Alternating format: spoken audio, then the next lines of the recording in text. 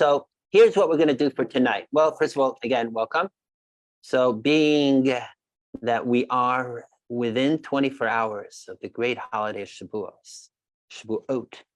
which is traditionally the day. So there are three main factors here with Shavuot. One is it's the day 50 of after counting the Omer, which is Sfirat Omer, which began the day after first day of Pesach. That's factor number one, right? That's in the Bible. Factor number two in the Chumash in the Bible is the day of bringing the first fruits offering to the Beis Hamikdash. It's also related to the day of bringing also special loaves of bread as offerings. Plug to my brother-in-law who makes the best sourdough in Brooklyn, and I got my 2 loaves already. So, but it seems like he's almost sold out already for Shavuot. So just order earlier. Crust bread, yay! All right.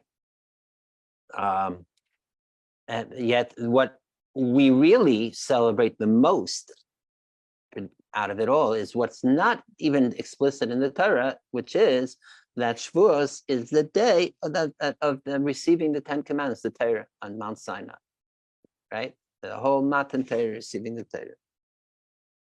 So what was so, and especially being that we don't have a Parsha reading for this week. So what we are going to do is we're going to focus on all about Torah, about Shavuos, about what it means in our lives, and we'll also with Torah about Torah, discussion about Torah, songs about Torah, and even stories about Torah. We're gonna over. I don't want to use the wrong words over here, over D, but whatever you want to call it, like just be full of Torah. And then also to plug it in, time permitting, with our larger theme that we've been doing lately, the last few months, of the Hasidim, Misnagdim controversy, or even what we've been delving more specifically lately, the Hasidic perspective to things like alien or foreign thoughts, and its other side, which is the positive, how to have kavana, things like that. And which is connected with Torah, certainly, as we'll see. So just to warm us up, I'm feeling like I'll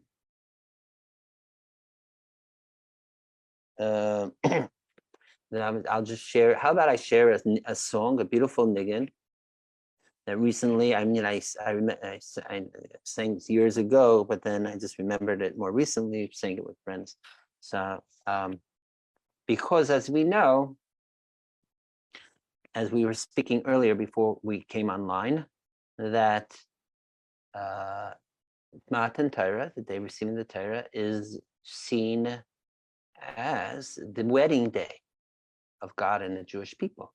As the very last Mishnah in the tractate Kindness, and the Mishnah, it's not even the Gemara, Talmud, said on the pasuk, on the verse from Shir Shirim, from Song of Songs, right? Zayeno Rana B'nois Sion, go out and see. But on the crown or the tiara that of King Shlomo, that is Mother B'yom Chasanasai, on his wedding day, B'yom Simchas Liba, the day of the joy of his heart. That B'yom Chasanasai, the day of his wedding day, that is Matan Torah, and the crown is, we can see that as the Torah itself,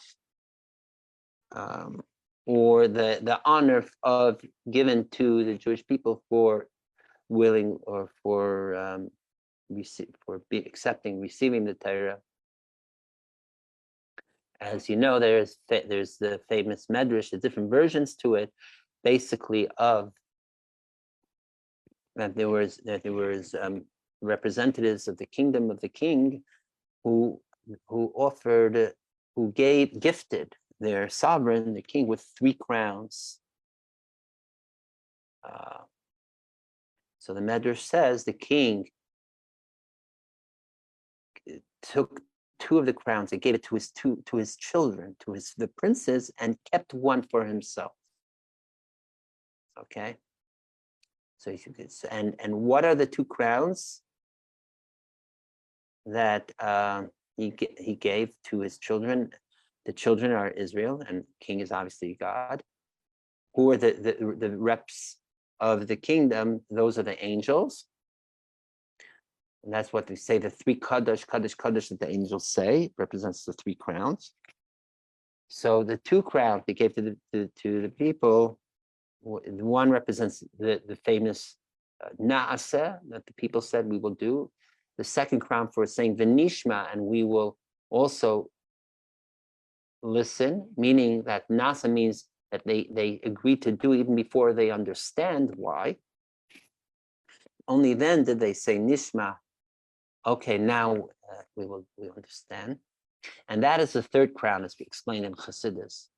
The 3rd crown that the king holds for himself, really, that too he gives to the people. Not for what? For the specifically willing to the people, the Jewish people said Nasa v'Nishma. First, they preceded Nasa before Nishma. That we will do before we even understand. Incidentally, when did they say Nasa v'Nishma? They said earlier, like from, I think it was day 2 or 3, from when they came to Mount Sinai, which was Rosh Chodesh. So they already said earlier, Nasa will do. But when did they say Nasa v'Nishma? Was tonight, this day, Erev Shavuot. Hey, Sivan. So it's very appropriate we'll discuss this. And incidentally, that what we were reading last week about on the Hasidic take on, if you remember, about if disturbances during prayer and all that. Hopefully we'll have time later to continue reading. He discusses specifically this idea of Nasa v'Nishma. Okay. So it's brought down in Chassidus, in fact, that even the crown that God keeps for himself, that too he gives to the people. But he gives to us in a way that it is as if he's giving his atzma, his very essence to us. Because this idea of accepting without reason is the highest of the high. It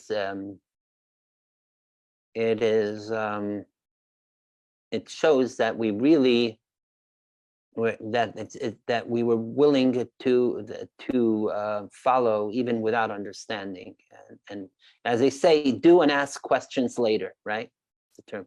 There's that famous Yontav Erlich long Yiddish song based on the Medrash too, of how God brought the Torah to all the different nations of the world, and he makes it in like France and Europe, and France and England and Russia, and each one with their thing, and then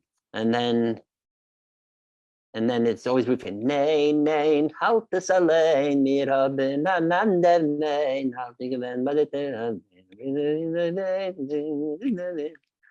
so that's the whole thing. And then he comes to the Jewish people, and they say, oh, we don't need to know what says in it, right?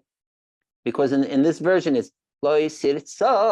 like what they ask, like the Russians ask, like, what does it say in the Torah? Let's say. I mean, the Medrash says, I forget who was it. I think it was Rum. Bnei Esav, the children of Esav. What does it say? It says, "Lo yisrael, do not murder." He says, we can't live without murder. We have wars to fight. We got to take care of business. So so they all turned it down because they weren't willing to accept the Torah without first knowing what's in it. Whereas the Jewish people were willing to take it with no questions asked, right? So that is the Nasa v'Nishma, right? And for that we receive God's very own crown. It's also partake. We partake. It was also for us.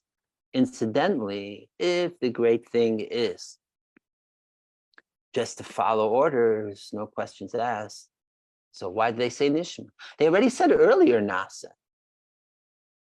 So why dafka now? They say nish. Because the answer is, it's when we say full faith and accept without even understanding, doesn't mean to remain in a state of not understanding. It means rather that the first move, the core is faith, is beyond reason. However, true faith is such that it manifests and is really it absorbs in all faculties of the human, including into reason. That it's not blind faith. It's not just being irrational beings. We are humans with faculties of thought and mind and even logic. So we and our faith is supposed to take over our totality, including our our left-brained part, left hemisphere, the brain part, all of that. So don't give, and therefore, in fact, there's the different types of mitzvot. There are those that have more explanation to them than others. There's a whole corpus of in Judaic literature called Taimei mitzvahs, the reasons of the mitzvah, which in fact we're encouraged to read. Why the reason for this and reason for that, right? But it's not just because of the reason why we're doing it, right? And that's a little bit like Maimonides with Guide for the Perplexed. That's what he was dealing with. He was dealing with people that were looking to have rash reason and philosophy to be the driving force for their faith, and that's a bit of a trap, because faith by definition is not contingent on mere logic, right? So Maimonides in his own way was trying to use the language of philosophy to get beyond this philosophical limitations, and trying to prove, ironically, through philosophy that there's greater than philosophy, and then to explain it within philosophy when you can, as much as possible. Okay, and right, Sadigon too, 100%, as Mr. iPhone. Just Maimonides A is most known for this, even though Sadigon was earlier, and also because with the Rambam Maimonides, he has the whole Mishnah Torah, which if you open it up, seems like it's primarily just about, starts off, you said this, and it's all very faith, or even, yeah. But even there, it's working on logical propositions in the metaphysics, right? Okay. So yes. Relevant to the topic, can I ask a question? Sure. I don't want to do too much. Okay, so to me, I think there seems to be a tension between, outside of what you just explained, between what Rambam and the earlier scholastic thinkers in Judaism, Laikrim, if you will, and let's say what Chassidus says. So if you're familiar, in the 8 chapters, he also seems to say that he kind of sort of looks down or on people who say that on people who say that you that let's say you need, let's say, a Torah to tell a person not to kill, not to steal, not to do that, right? He says these people are soul defective. People who would otherwise, and he goes into, would you say that that's in contradiction to later thought, or what we have? Because I've heard my uncle explain to me that even the mishpat, not just the mishpatim, but not just the chukim, but whichever ones that you could explain, should all be done, like in the sense of like because God said it, and not because you understand it. So is there a tension there, or is that just my? You're onto something, and there's a reason why for centuries scholars have debated who's the real Rambam, and because there does seem to be areas where, like, such that seems like he's depending more on human reason than predication of Torah. And then other places he's a very absolutist of Torah. So you could, the way scholars, at least academic scholars, like speaking about it is like sort of using the golden mean or the noble lies, or even that knowing your audience, and that way you answer ways that will be most persuasive and receptive for that given people. I don't know if that fully satisfies to explain it, because we think of like the human of faith or of a religion as being like steadfast and not wishy-washy. Like, come on, is it which one is it? Is it Athens or Jerusalem? Like, can't be one and the other, I would say like this, however, in somewhat defense of this, and this is where maybe just classical reading of the Rambam would diverge with the Hasidic reading of it, and that is that the Rambam would be saying, the Maimonides, that wherever there is reason involved, that is enough, regardless if Torah hold you to or not, because there's a lot of things Torah don't say. Yet we know that there are certain rational / ethical reasons to follow a certain way, right? I'll give you an example. My one of my teachers when I was younger would tell us, just because it doesn't say in Shulchan Aruch not to hold a cat in your hands or while you're davening doesn't mean you could hold a cat in your lap. I mean, that's exaggerated form. Like, just because it's not spelled out totally in Torah, specifically certain things are common sense or make reason have a certain rational. No offense to all cat lovers and all those that daven with cats in their laps. It's been known to happen. And of course, if the cat, if you know, is a Gilgul from a holy Rebbe or whoever, this is the same teacher who incidentally also told us the story of, like, he was trying to explain, because it says in the end of the Gemara, oh, this is a good one, because there's a tradition to learn the tractate of Masechta Saita, the 49 days of Sirta Omer. So the last mission, the end of Saita, speaks about the signs of when Mashiach is coming. And there's number one is chutzpah yazka, that there's going to be a lot of insolence and other different things, right? So we would say, oh, we could be chutzafim, we could be insolent, because what do you want? It's the sign of the Mashiach is coming. We'll be more chutzpah. We'll make a ruckus in class and all that. Why not? One of the signs. So he would tell us, you don't get it. It's a sign isn't the cause. A sign is the effect. He says, so the metaphor he gave was that back in the farm days, in the Pale of Settlement, a farmer, how did you know if it was going to rain? Because the cat would go and sense the moisture in the air and would run to go under the stove or whatever furnace, right, to get near the furnace. So then the farmer knew, oh, it's going to rain, in an hour or two. So once there was a great drought and it wasn't raining for a long time. So the farmer, what did he do in desperation? He took his cat and started pushing it under the furnace, hoping that will make it rain. Okay. So that was an analogy too, just connecting with cat metaphors. Okay. So again, sorry, Jonathan, it's just too this.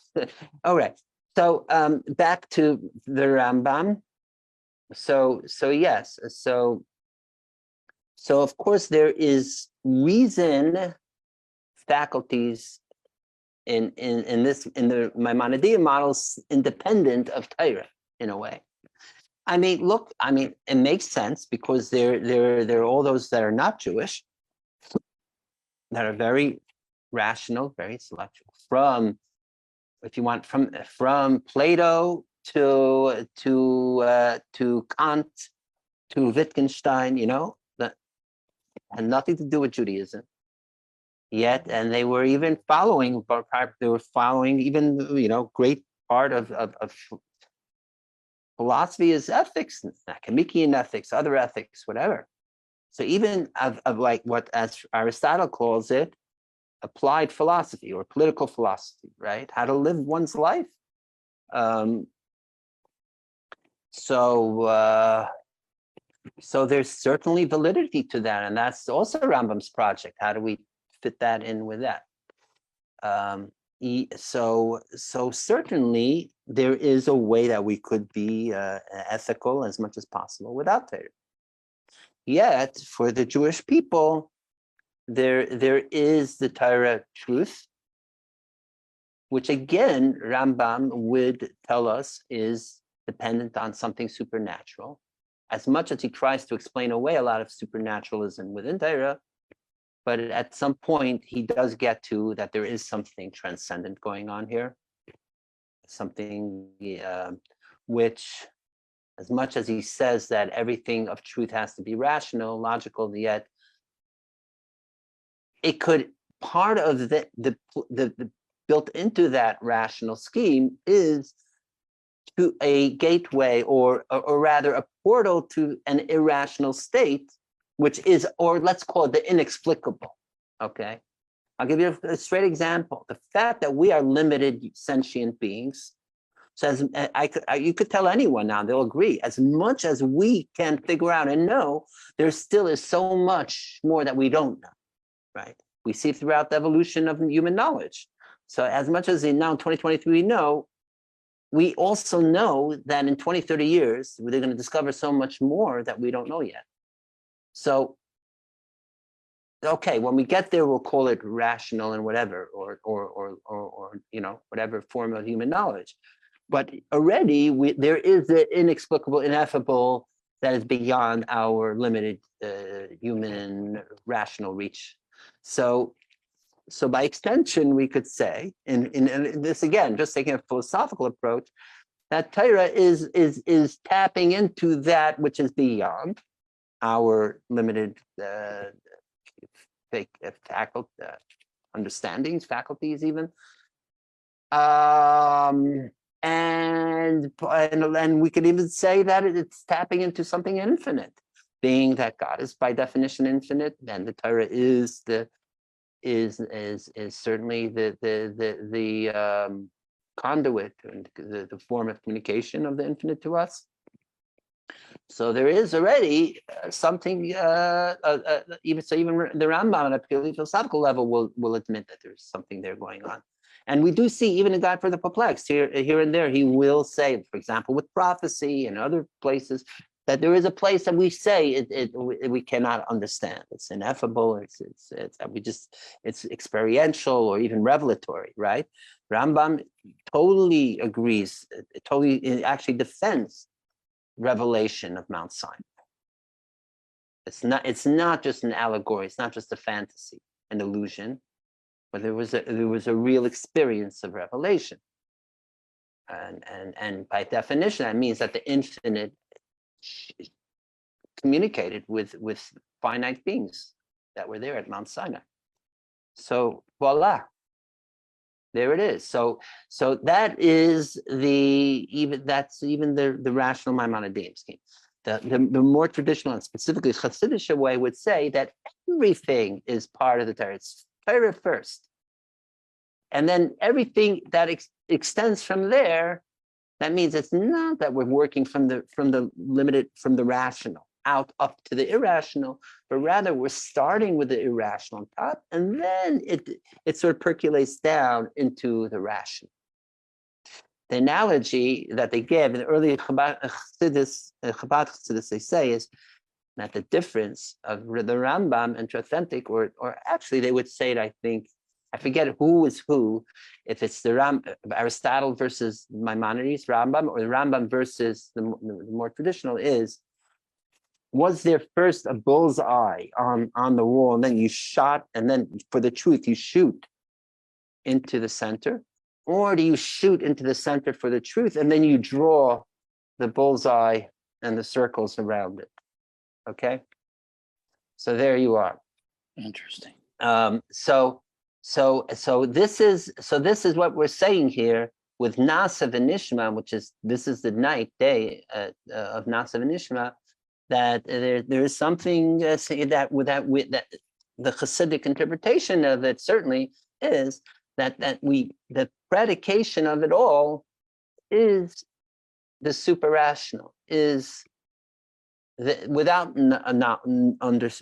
understanding, just doing, because we're doing, because now what is drawing us to just do?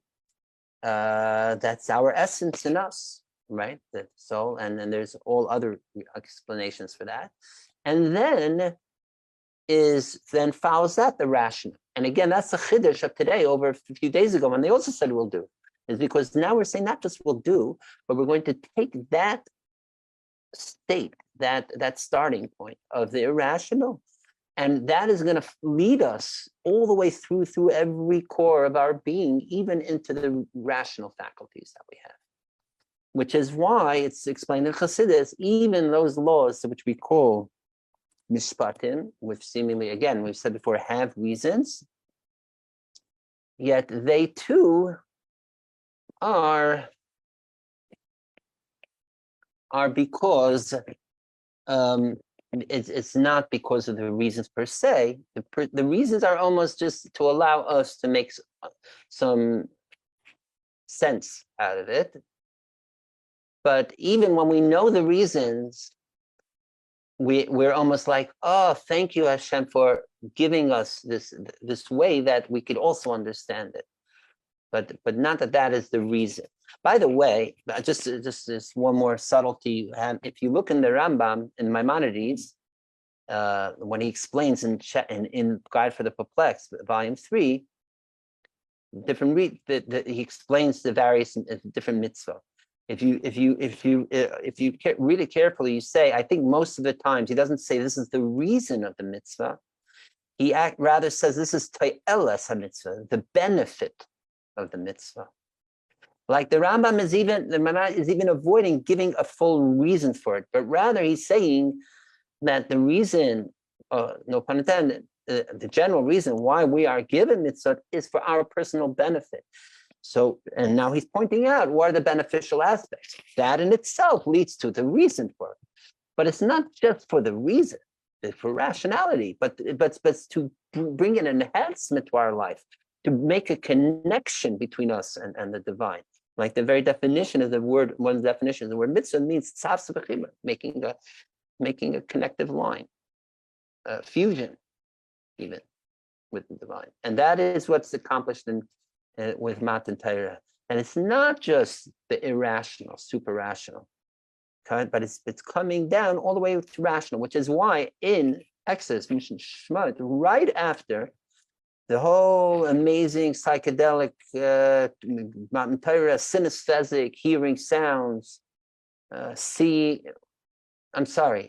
sounds and hearing visions and all that, right away is Parsha Mishpatim, very practical, down to earth instructions of even jurisprudence, which could be in any lahavdil, any code out of any people, so to speak. Of course, with the Torah way. So the point is that's right. By the way, remember, like Chassidim didn't like reading. There was a famous Rosh Hashiva, Reb Shimon Shkop.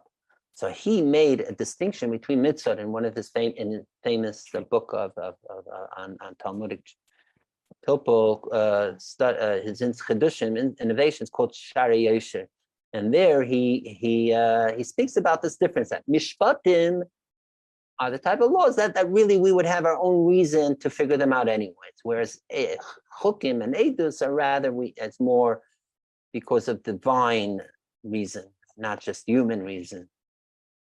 And I remember in the yeshiva, like we would like in the library version, there would be like comments outside. I would try to like bracket it. No, don't read this part. It's like not the Hasidic approach. And I heard a supposed hearsay of an old Lubavitch Chassid who started off in that yeshiva, heard Rabbi Shimon Shkop say this in a shir or something to that effect. And as a chassid, he got food, and he said, and he blurted out, but where do you hear the giver of the Torah? You're giving us teachings about Torah this, Torah that, and what is the difference? But where do we hear that it's all given by the Creator, by the giver of the Torah, by Hashem, the divine, even in the rational? That's the point. Okay, so that is what Nasav and Nishma is accomplishing tonight. So now, based on this, so if we were already so willing to surrender, even our reason, and when we just willing, and we went and he took, and we just like had that bittul, as you call it, that we received, as we say, Kabbalah's El Malchus Shemayim, we accepted the yoke of heaven, and we're willing to follow God fully, even if we don't understand. If so, the shaila is, as you know, the Medrash says, Rashi brings it down, that right before God gave the Torah, what did God do?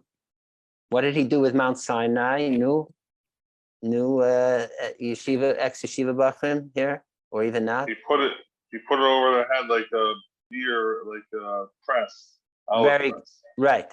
Kaf aleim har kegigis, as the term is. God picked up the whole holy mountain, hung it over the heads of the people, and said, accept the Torah. If you accept the Torah, fine. If not, I'm going to drop this over your heads, right? So, like, firstly, what's going on? Where's all the love and all that? He was just talking to the people. Secondly, they already accepted. They already said we're going to do it. And not only that, they showed that they're willing to do it without even understanding and willing. Or understanding, rather, and all that. So why this over their heads? He wanted them to accept the Torah like a slave and not only like a son. Very good. You're onto something. That's very certainly on the path of the answer. So the answer, what does it mean like a slave? Meaning, even when I decide, right? When I decide to surrender to something greater, higher, even if it's totally irrational, what's happening? It's still me. It's still my willpower. It's still my full volition. As you said, let's say the converse, right? Free human. We say, I am deciding to surrender. Okay, so it's still me in control of the situation. So even if the target, the outcome is total obeisance, absolute subjugation, still it is, I've decided when to do it on my terms, almost, right? So as much as the bittul, that total self-surrender, negation, self-abnegation happens, it's still not 100% there. You get it? Because you're not. If you decide when you want to do the bittul, then is it really bittul? Nah. Even the bittul isn't fully bittul because it's my bittul.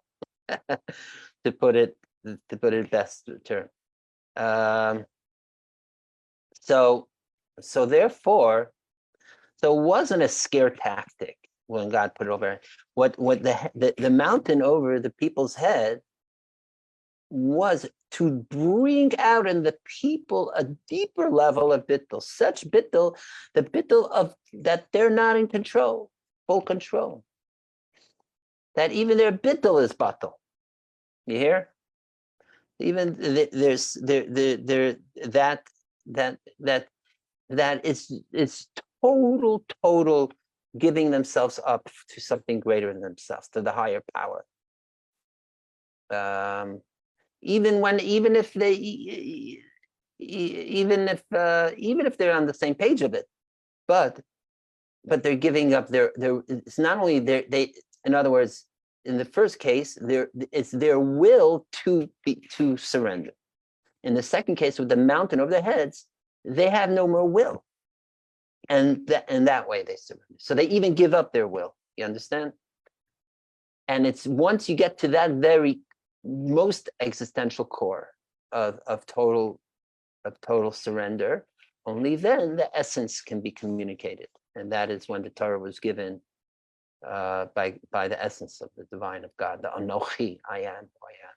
That's the thing.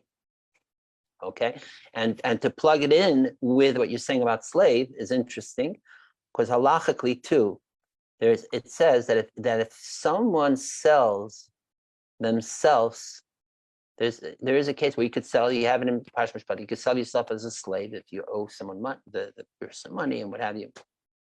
If you sell yourself to a slave, then you're not allowed to marry a shivcha knan, a non-Jewish maiden or female servant. However, if Bezdin sells you, that means you're sold. You're not in control of selling yourself, but the Bezdin sells you, then you can, because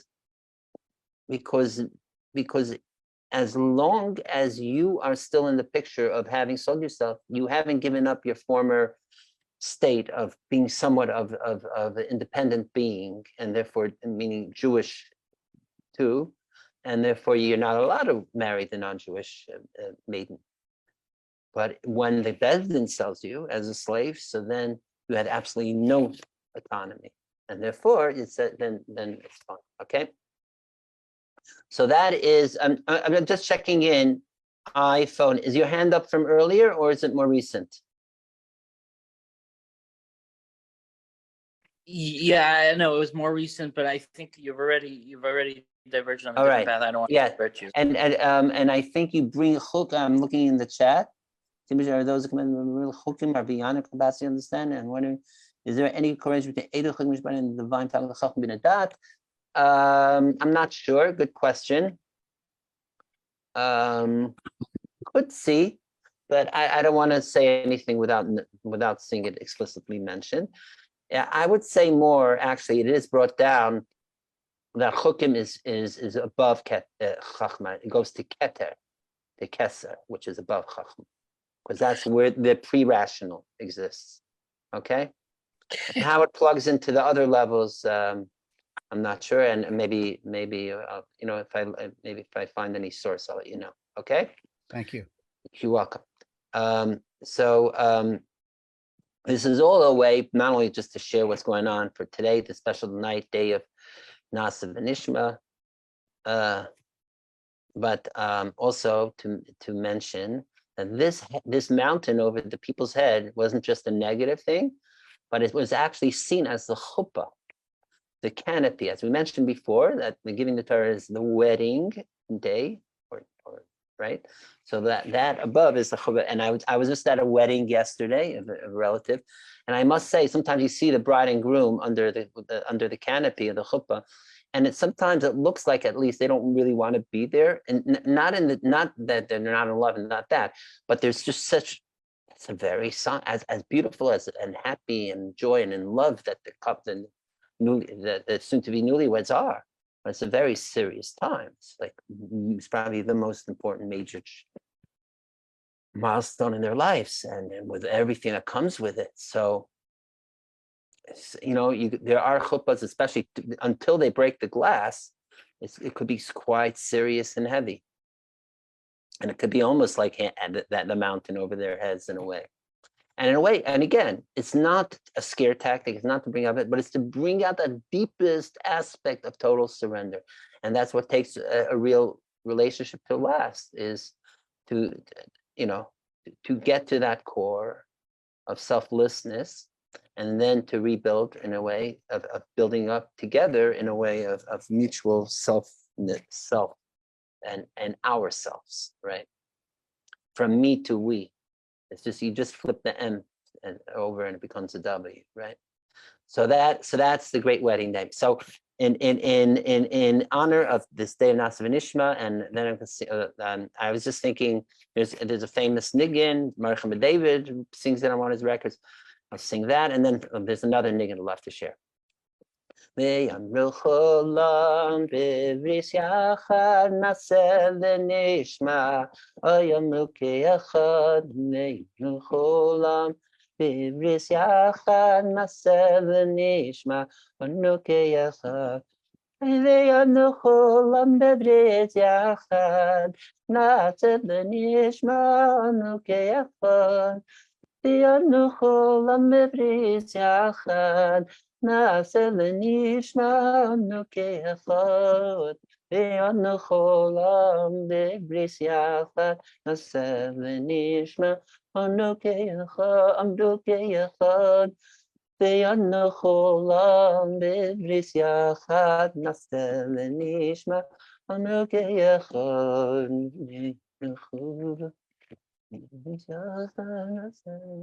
Right? So it's Nasa Mishnah, they said as one. So, and actually the word Nasa and Nishma are almost the same. Is this the difference of a shin and a mem? I saw, let me see. I didn't read the whole Torah, but one of the Ger Rebbes, actually, his name Menachem, who passed, who's one of the more recent Ger Rebbes, the Ger Rebbe before the current one. He has a Torah on this. The difference of Nasa and Nishma is just the difference of a mem and a shin. I think those are the letters of shame. Let me. I don't want to say things unless I'm very 100% clear what they are. But he was just saying that it's very similar. And the shin and mem is the word shame, right? The name and like. By the way, I don't know if you noticed this. If you take the name Moshe, you read it backwards. What does it say? What is the name Moshe backwards? Hey, Shin Mem is Hashem. Aha. So Hashem is in Moshe. That's why Moshe represents Hashem. You like that? Very simple one. All right. Your own Chiddush, bro? Yeah. I don't want to call it Mamash Chiddush. It's sort of just staring in our faces, but yeah. Right. And basically, I didn't see it anywhere. Put it that way. All right. So with that, and pointing out, being that, so yes, the theme of Matan Torah, as you mentioned, is the wedding, right? The wedding day. So and I there's a beautiful niggin. I'm sorry. Well, Nasa Nishma is also a difference of shin. I'm sorry. Mem and hey. So AC is mem ma. Benachnu ma. So that's what he says. So that's the difference of the word nah, like nothing. And Moshe Rabbeinu says v'heim amcha v'nachlosecha. So the different the two letters that are different is actually not mem. It was my mistake. Not mem and shin, but it's mem and hey. So that's the ma, the what, the nothingness. As we know, like that is the state of total like bittelness. Like we say chacham is koach ma, and again v'nachnu ma kislino za'am. And it's also ma is gematria adam 40, right? 45. And many other things. So there you are. Actually, I'm feeling like doing a little bit more than one niggin tonight. I don't know why. So the following niggin has like this sort of like almost what I feel like is like a real beautiful like chasana niggin. It's actually called the Mashiach niggin. It was made by the Rebbe. Struck is a branch from Tzanz, from the Shin of the Rebbe, from the Tzanz Rav. So and it's a beautiful song, and I'll sing this, and then maybe one more song, okay? Da da da da da da da da da da da Da da da da da da da. Da da da da da da da. Da da da da. Da da da da da da da. Da da da da da da da. Da da da. Da da da da da da da da. Da da da da da da. Ba da da da ba da da da. Da da da da. Da da da da da. Da da da da da da da. Da da da da da da da da da. Da da da da da da ma da da da da da da. Da da da da da da. Da da da da da. Da da da da. Ya da da da da da da. Da da da da da da da da da da da da. Da da da da da da. Da da da da. Da da da da da da. Yeah, da da da da da. Da da da da da da. Ya da da da. Da da da da da da da da. Da da da da da. Da da da da da da da. Da da da da. Da da da da da. Da da da da da da. Ram ram da da da da da da da da da. Ram da da da. Da da da da da. Da da da da. Da da da da da da da da.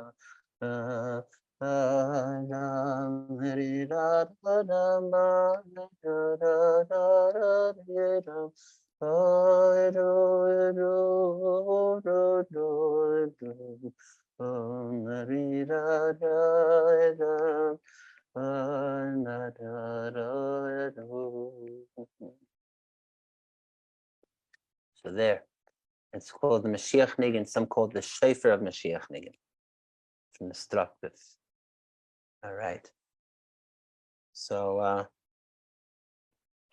so now with that, now that we've walked down the aisle, so to speak, and we're now, if you close your eyes and just feeling, internally visualizing how we're standing there at around the mountain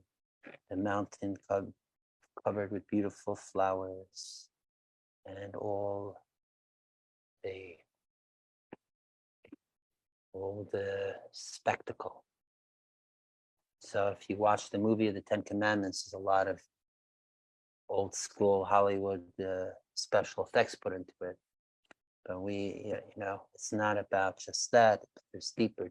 It's about the revealing of the essence of the divine. As we know, that it's the first word of the Ten Commandments is Anochi. I am. I am. And as the Medrash says, it means Anochi Misha Anochi. I am who I am. There are those that say I am who I am, or I am that I am, is a definite translation of Ehyeh or Eke Asher Eke in the beginning of Exodus, but that's not true. There, it means I will be who I will be into the future tense.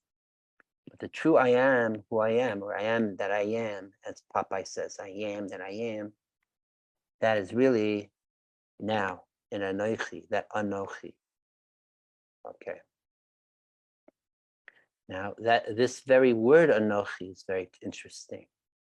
The very word of Anochi, I am, is not the word Ani, but it's Anochi. And it's brought down that Anochi is actually an Egyptian word. In fact, it sounds almost like an Egyptian word. Like if you know, there's an Egyptian artifact called the Ankh, and they spell it A-N-K-H, which is like this circle thing and something protruding. It was like used by the royalty as a symbol, maybe the symbol of the sun god. I'm not sure, whatever it may be. But I'm not saying this has anything to do with Anochi here. But Anochi is an Egyptian word. That's so it's brought down. So, well, we're going to bring up different questions here, and then we're going to try to unpack what's going on. So, firstly, if we're revealing of the Torah finally to the people, you'd think it would be Hebrew, it would be the holy language. But why an Egyptian word? Why actually the language that they were escaping from Egypt, right? Why are we using the Egyptian word for the most sacred moment, the very first, the Aleph, right? They say that, the whole Torah begins with a base, right? The Chachma Tivna Bayis, it says that with wisdom, God creates the house. That this world is like the house, the edifice for the humans, and also to make the indwelling of the divine, like Mishkan, tabernacle, and base Mikdash too. So, but it's also base. The whole world begins with a base. And in fact, there's great teachings. Why does the world begin with base? All that. But where does the Aleph begin? The Aleph is now. Why? Because the Aleph we know alphabetically precedes the base, because that's the whole purpose of creation, is for the Torah, giving the Torah. So in a way, the moment of Mount Sinai is the moment of bringing to fruition, fulfillment, the whole purpose of creation, for Torah to come to us. There's one descendant of the Lubavitch Rebbe, and he was always like in a state of like yira, like say fear and awe, divine fear and awe. They would ask him, "What are you so afraid about? Why are you always in this fear state?" He says, "I'm afraid of the Aleph base." I said, "What do you mean afraid of the Aleph?" He said, "I'm afraid of Anochi and Bereishis Bara, God and the creation itself." But there we are. So true Aleph. But even the Aleph of the Ten Commandments could have been Ani. Why is it Dafka in Egyptian? Okay. We said before, to visualize that we're around Mount Sinai now, encamped, as we know, in unity, ki ish echad b'lev echad. And if you know, our custom is to stay up, right? The first night of Shavuos. Why? Oh, great lamdanim out there. Why do we stay up the first night of Shavuos? Anyone remember? Maybe So you're we can become even greater lamdanim. Because what? So that we become greater lamdanim.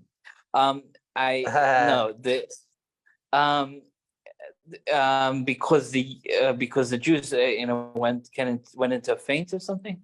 Oh, close to that, right? Because they fell asleep the night before, right? I asked the question to make sure people don't fall asleep here. Anyway, that's a joke. So because actually what we'll do now is let's read a little medrash that describes what happened on the eve, the night before the giving of the Torah. Let me see if I have it open here. It is a medrash in Shir Shirim, okay?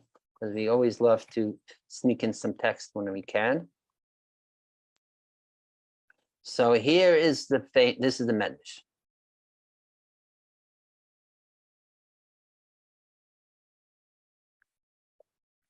Pinchas, okay, reading, and we'll read here if you see on the screen.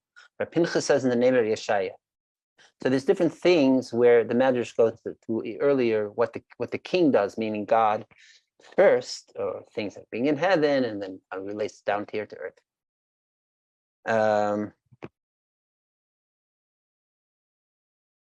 That the king was in heaven. It says here, Lamelech. So the metaphor of what happened Shavuot Eve is to a king. He lets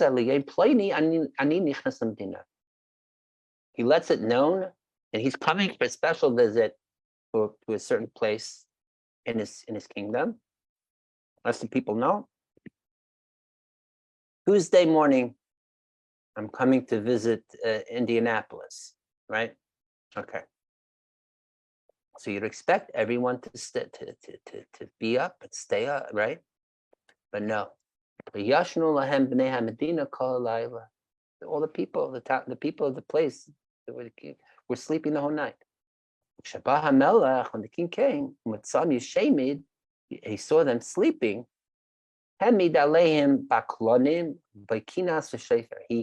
He set up a like reveille call. He got all the trumpets and drums out and the shofars. And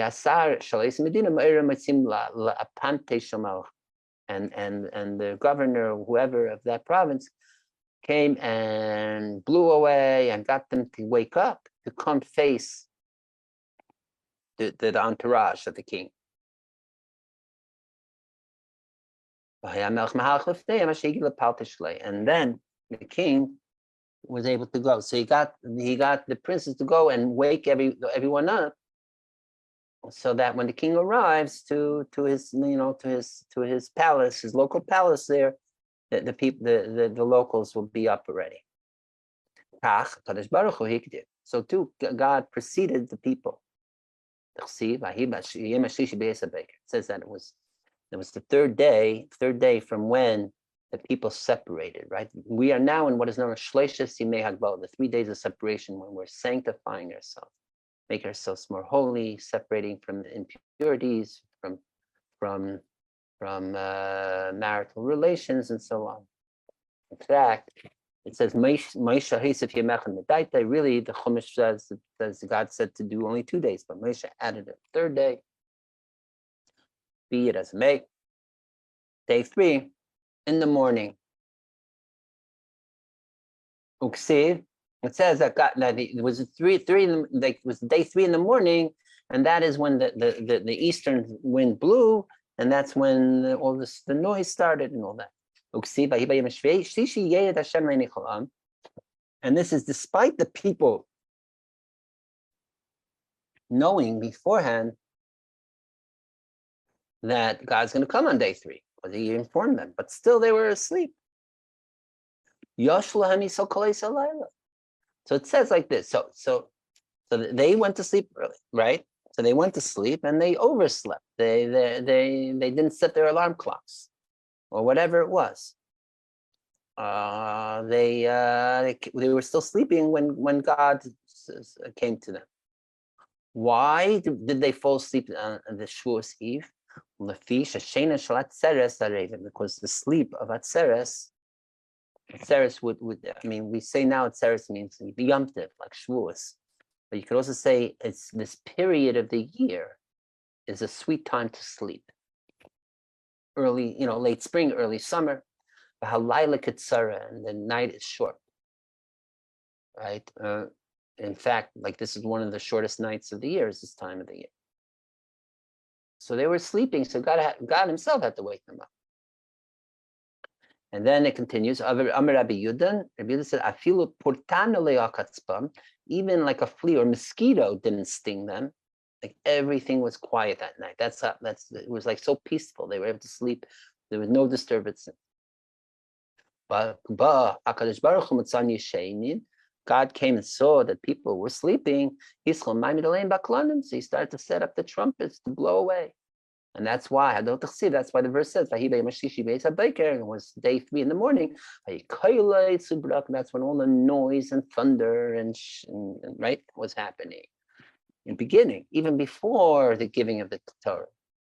That was their wake up. That was their extreme alarm clock. And it was Moshe that actually woke the people up to come face God, King of all kings. Is what it says further in the verse. That Moshe brought the people out towards God. Then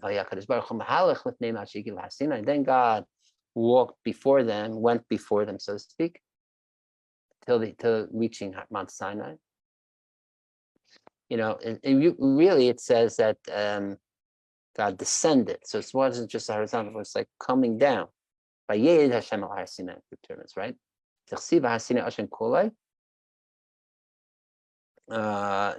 that Har Sinai is full of smoke. That was like the like the smoke machines, the fog machines they have at times that blur out, and it's just for the special people to show up, and then like on the rock star stage, and then it clears, and then you see the performer, whoever it may be on stage, something like that. So this was the whole smoke screen thing, but it was because that was the way God. It says in general, God travels through smoke and clouds and what have you.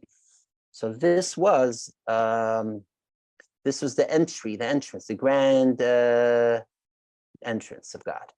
Let's do this, right? So in fact, it's interesting that you would expect the people to be waiting in anticipation. Now, why did they fall asleep? You could say in a way that maybe they just wanted to be well rested, for they knew there was a great day coming the next day to receive the Torah, so they once fell asleep. But it still doesn't make sense, because why would they oversleep, overrest? If anything exciting is happening in your life, you're going to go on a major trip or something, you can't fall asleep, even if you want to. You're just, even if you lay down, you're just a shpilkis. You're so full of the excitement and anticipation. So how could they even have been able to fall asleep? That's the question. Moreover, they worked so hard to get to this point, right? The 49 days of anticipation. It was like, as we explained in the past weeks, it's almost like from moment of engagement to the wedding day. Like, how many brides and grooms actually sleep the full night before their wedding day, right? I doubt they get a full night's rest. They're on shpilkis in a way, right? And moreover, the people have worked on themselves all the nights of Sphira, and hopefully tonight we're going to go through tonight is the very last night of Sphira, Malchut of Malchut, and we'll get to it soon, okay? And we'll do the count, the final count, the count up, as we've been saying, and especially Danny is here, so hopefully she'll be able to share too on the meaning of tonight's Sphira. So if they were working it out so much and worked, and they're at the last stage to the 50th, right? And that means that they've really, really transformed everything. And so how could they have been like so almost, I don't want to say crap. They're now in the most refined state. Their bodies should be in such a transcendent condition that the body even wouldn't want to fall asleep, right? They've totally gotten rid of their animal selves at this point. So how could they just go and have a good night's sleep? Doesn't make any sense. Moreover, and like, what does it mean that their sleep was even sweet and the nights were short? Why does Medrash give these details? And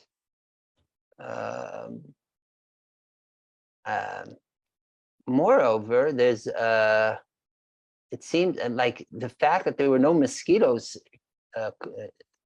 biting them seems like that this was something by itself, like a mini miracle in a way. That means there was almost a bit of God's endorsing this. So what's going on? Does anyone have any possible insight? Why would they fall asleep on this very night? I'll give you a hint. Subconsciously, they didn't want to hear the message, maybe. Well, I would say it the other way around, even that they were trying to attain a very high state. And this gets to the core of what the whole Matan Torah means. And with this, let's look at another medrash. And this is another famous medrash, and this is foundational to know what is Matan Torah, the giving Torah, really accomplishing. Because Torah, we know, was already in the world before. We know there was the yeshiva of Shem and Aver, Abram, studying Torah, Yitzchak, Yaakov, Ishtam, Yeshiva, Holland. He was learning all Torah. And even the patriarchs and matriarchs kept the Torah, the mitzvahs and all that. So Torah existed before. So it wasn't just the material of Torah. Not only that, the 10 Commandments themselves, at least half of them, if not more, are just make common sense anyways. And even those other ones they were already told about before, like Shabbos, they were already told before Matan Torah Mara. The idea of monotheism, the one God, and no idols was already something that was already in the air. We know Avraham Avinu that's what he was all about, Abraham, right? So what did Matan Torah, so we must say that the whole giving of the Torah and Mount Sinai wasn't just it wasn't just information, passing on information here. There was something deeper happening. Mount Torah was accomplishing something that did not happen ever in the world until that moment. What is it? So here we go. The following midrash will help illuminate us. So this is a midrash in Shmos, okay? So Amar David, let's go to the gist of it. David said, even though God decreed that Hashemayim Nashem V'Haaretz Nasan Livnei Adam, that heaven is to God and humans are on earth. That means that everything that is divine, of spiritual content, let's call it, though as we'll see, that's a bit of a misnomer. That is all in heaven, right? We say God in heaven. That is as if we're saying God is only in heaven, almost, we say. And then on earth there are humans, right? So we see there's this bifurcation. There's almost this separation, that there's godly heaven and earthly humans, right? Okay, so that's the setup. Mashallah, David, what is this compared to what metaphor? That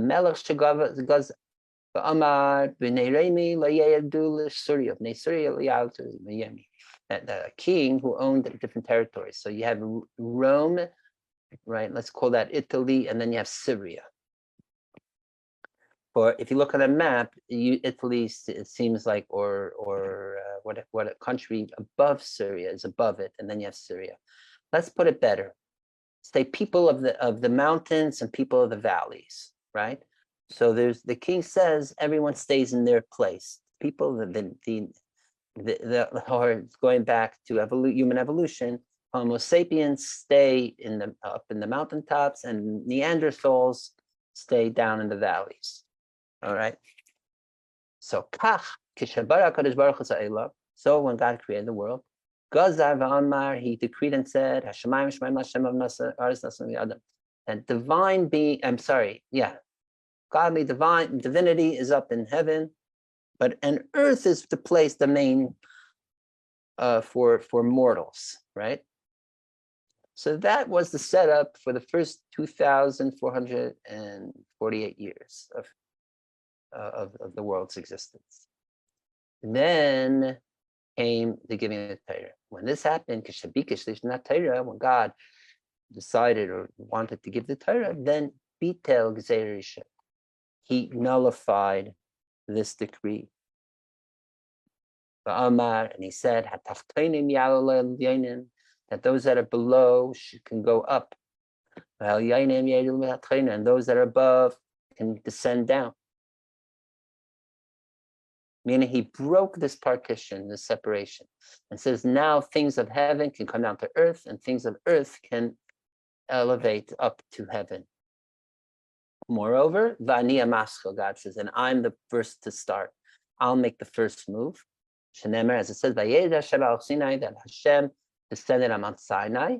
And then in response to that, it says, Vel Moshe Amar Alei Elahar, and then God tells Moshe, ascend the mountain. So then, so this is going earlier on the verse. Everything God wants to do, he does in heavens and in earth, meaning the same God who partitioned heaven for heavenly or divine stuff only, and earth for earthly or human stuff. This very same God is, he made the law and he could break the law. And now he's mevatel b'gzeira. Gzeira also comes to the word to cut. He made the split, so now there's no more split. There's no more gap between heaven and earth. Now heaven descends to earth and earth elevates to heaven. Okay, so this is it. So what does that mean? That means that until the giving of, yes, there was a Torah before, but the Torah before was still spiritualized fully, meaning it didn't fully come down to earth, didn't fully permeate the very earth, physicality of the earth, in even, let's call it on a cellular level, It's yes, true, there were those that studied Torah down it. Not only that, it says the Avos, the patriarchs, kept follow the Torah. However, it's very interesting. It says that even if Abraham had been put on tefillin, or Yaakov, who did the streaks on the poles for his sheep, which they say represents tefillin, or whatever other mitzvahs they kept, as it says that the others kept all the mitzvahs. But the object, the physical object that they used for the mitzvah did not remain holy. It was maybe holy while they were fulfilling, but once they took the tefillin off, put it away, it was just a piece of leather. It didn't have the spiritual, or rather the divine component, fully manifested permanently into the physicality. There was still this bifurcation of the divine from the physical, or I was going to say spiritual, but spiritual is not a good word, because spiritual by definition means that which is not physical. And that's the point, that when God revealed on Mount Sinai, he was saying, now we forget about this separation between the spiritual and physical. I am greater than all of that. I am the divine. Divine is beyond even the spiritual. Divine is the source of all. God, the essence of God, is the source of all. And that God is so great, so high, that he can even come down to the most physical and lowest aspects of the world, and be as divine in the physical as in the spiritual. Or as Chassidus explains, that in a way, the divine could be more present in the physical even than the spiritual. Okay? And that is what give me the Torah commandment says. As if earth went up and heaven came down, they meet there and they become one. And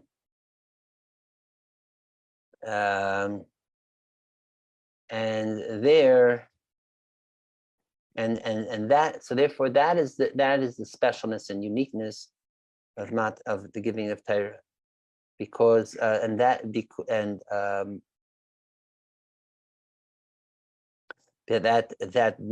that's what's now with us till this day, that the object of the physical tangible, most physical of physicality, is endowed with the most sublime, supreme of divinity.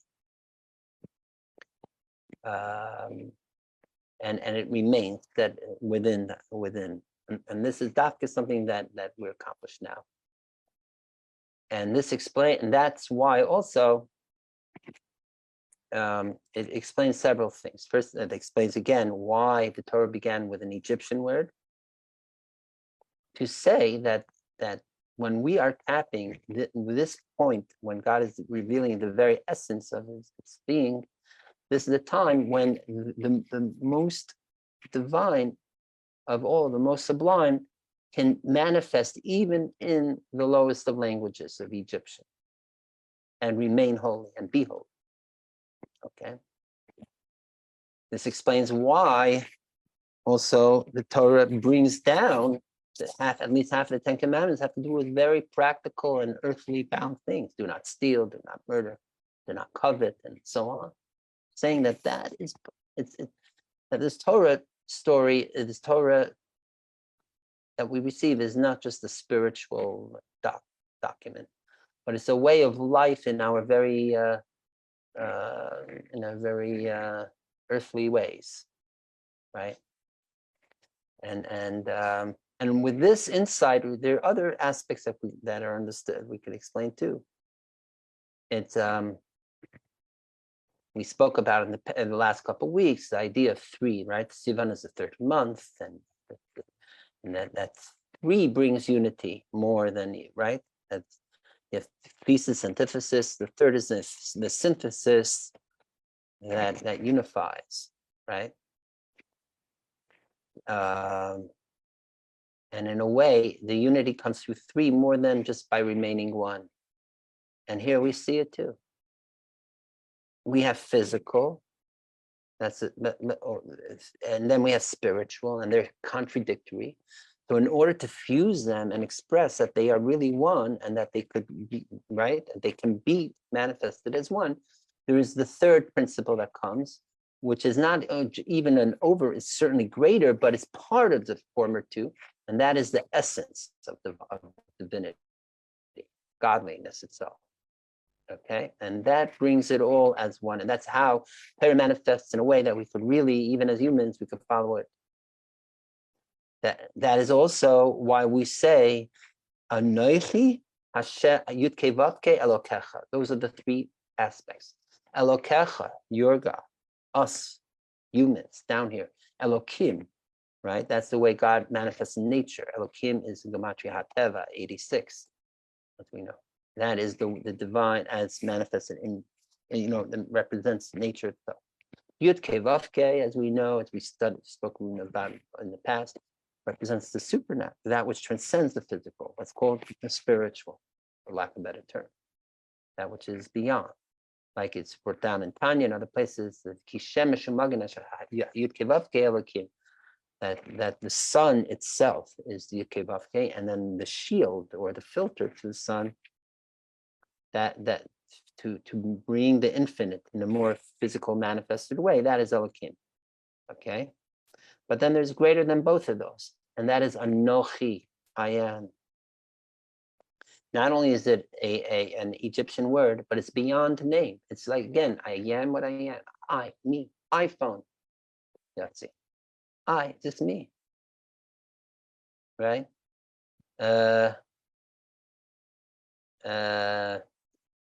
There's nothing greater than that. You call someone and you say, yeah, who's there? I am, like, that's the most core to the person.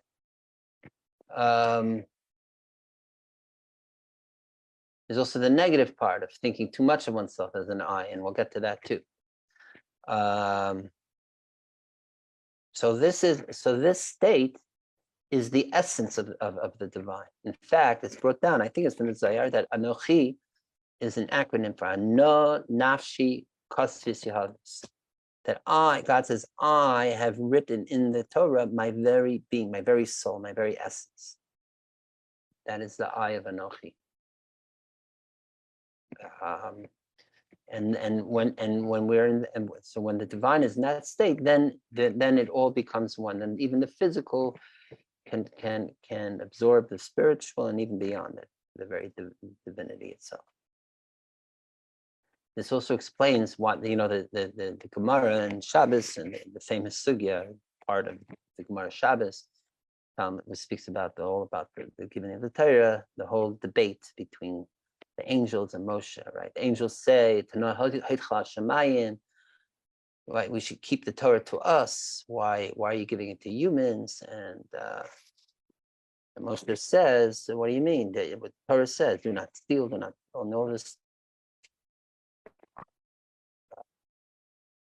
physical things. You angels, you have possessions, you have food, you have parents, to honor your parents and things like that. So of course the Torah was made for humans.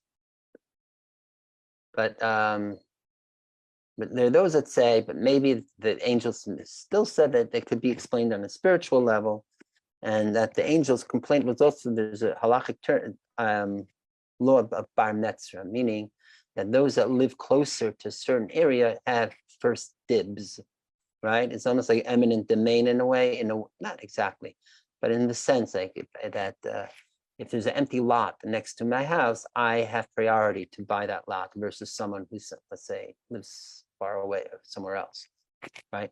So that the angels, this is one of the commentaries say, the Shach, I think, that angel was saying the Torah is in heaven, and we live up here in heaven, so we have priority to have the Torah. Why are you giving it to the people, the humans, all the way down there?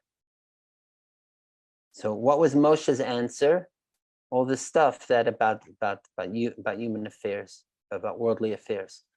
So, but how does that answer the fact that they say they're priority? So the answer is, that's Moshe's point. And the Moshe's point is, it's that with the giving the Torah, the angels don't have because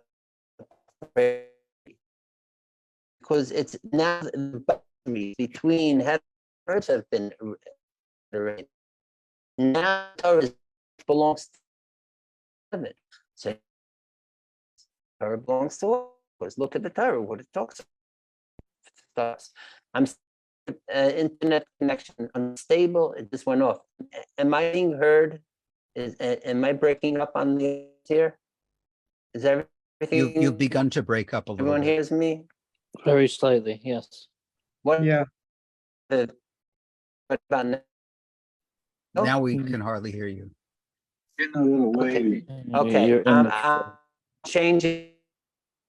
Yeah, I'm changing modem. Okay, we're gonna make it better. We are. Yeah. Get between internet works.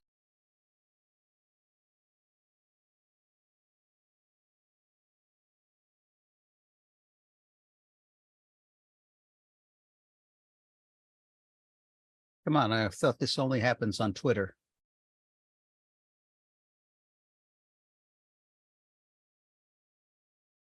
Baruch, you're on mute. Okay, we're back. Okay, this should be better now. Okay, great.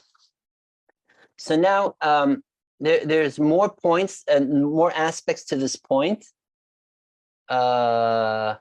about why Dafka. That's the whole chiddush and greatness of Shavuos, Matan Torah, of bridging from the highest to the lowest. That we're all one now.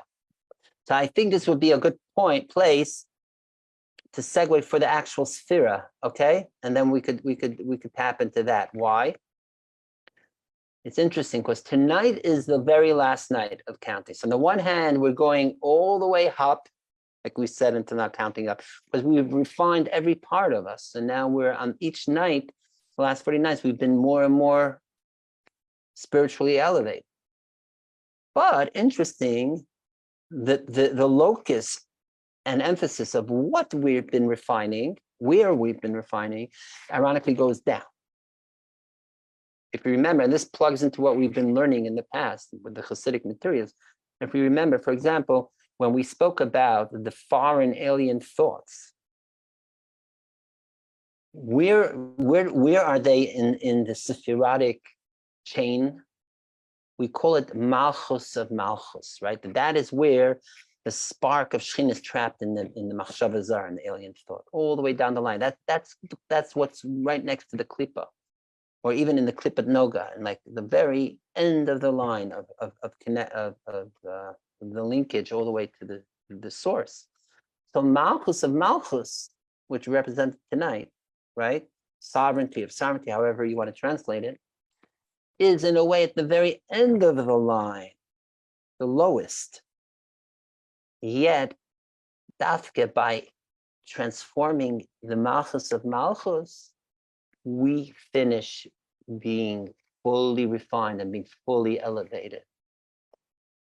Because in both Kabbalah and Chassidus, this is a very central point, that only that which is the highest source or closest in the most divine state, most intensely divine, can have the deepest effect and even transformation on the farthest or lowest, right? Therefore, dafka, it's from God's essence that, as we just said, could come down into the physical. Or dafka, like say the tzaddik, who is the most refined, can have an effect on the lowest aspect.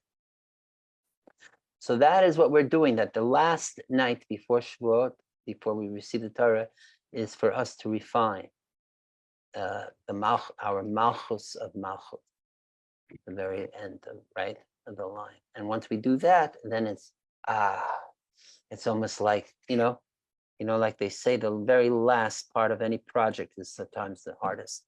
So someone used earlier the term Sisyphean, right? There is something Sisyphean about it. The only difference is that hopefully it doesn't remain Sisyphean. We actually do it. We refine it. And that's tonight. So without further ado, let us get into Sephira mode. Sephira, again, as we were speaking about until now, Sephira not just means counting or telling, but also to shine, like sapphire. And we're getting to the point of finally finishing polishing every part of us. So I think is taking, okay, let me say, I forgot the point before we get to the Sephira, the whole sleeping part, because it seems like maybe some people have dozed off. So again, back to the story of falling asleep and not being up for the Torah. That is the point. What is going on? The people thought when we are refining 49 days of Sephira and we transformed and got rid of our animal soul, now we are the perfect height of spirituality. That means we are in a state of more soul than body. And that is precisely the state of sleep, when we put our bodies to sleep and our souls ascend and are most alert. In fact, there are places that explain that when there are people, I've seen this even in books and myself personally once in a while, and in the state of slumber, you could access profound ideas and teachings of Torah, because it's the body is asleep, but the soul is all the more awake, right? So that is what the people were saying. In fact, they weren't sleeping because they were tired, or even so they'll be more alert the next day. This was part of their process after 49 days of counting the Omer. But now what is left? They have no more physicality to deal with. Now let us just go. Like it says that sleeping is like a 60th of death. What does that mean? Sleep means that we're getting rid of our bodies and letting the soul reconnect with the source. So that is what the people were saying. To prepare to receive the Torah, which is this greatest of highest spiritual transmission and experience, we have to spiritualize ourselves to the highest. No better way to do that than to sleep. So they forced themselves to sleep, even though they were most likely excited to get the Torah the next day. They said, no, let's sleep. And when we are on that high level, then that being in that spiritual level of sleep, then we could receive the Torah the next day. See, so it's a whole opposite concept. Not sleep was a flaw of theirs, but sleep they thought was like a conscious way of getting higher. And therefore they were saying, because the sleep of Atzeret is Areva is sweet. It wasn't that they're sleeping, because they were getting to the state of the holiday of Shavuot Atzeret to be sweet sleep, the sweet soul state of that means the soul being fully awake, more awake than the body, beyond the body, putting the body to sleep, right? So too it says the night was short, meaning they've already worked through their darkness for 49 days through Sphira, and now they're all ready to be on this great spiritual level. So that seems great. But guess what? God said, no, that's not the purpose of Torah. The purpose of Torah is not to become more and more and more spiritual. That was the pre-Torah state. That's what the patriarchs did and all that. Torah is dafka, as we said, to bring heaven down to earth, to bring the most sublime, whatever it's godliness, even spirituality, into the physical, into our bodies, into our alertness. And therefore, the real preparation to receive Torah would be to be in their bodies in spiritual. Now, the Hasidic teacher is saying, I saw that the preparation to not to sleep is not to sleep. Nitzlafen is nitzlafen. That was the way. So again, their intention and in a way they were right. Let's go there. This explains other things too, like we were speaking about in last week, in a couple of weeks, that Torah being given in a desert. It's beautiful to be given in a desert. Desert is also a very spiritualized place. There's no physical burdens or anything. But no, that's not the purpose. The purpose is to bring the Torah into the world, into the physical, to reach the Holy Land and work the land and all that.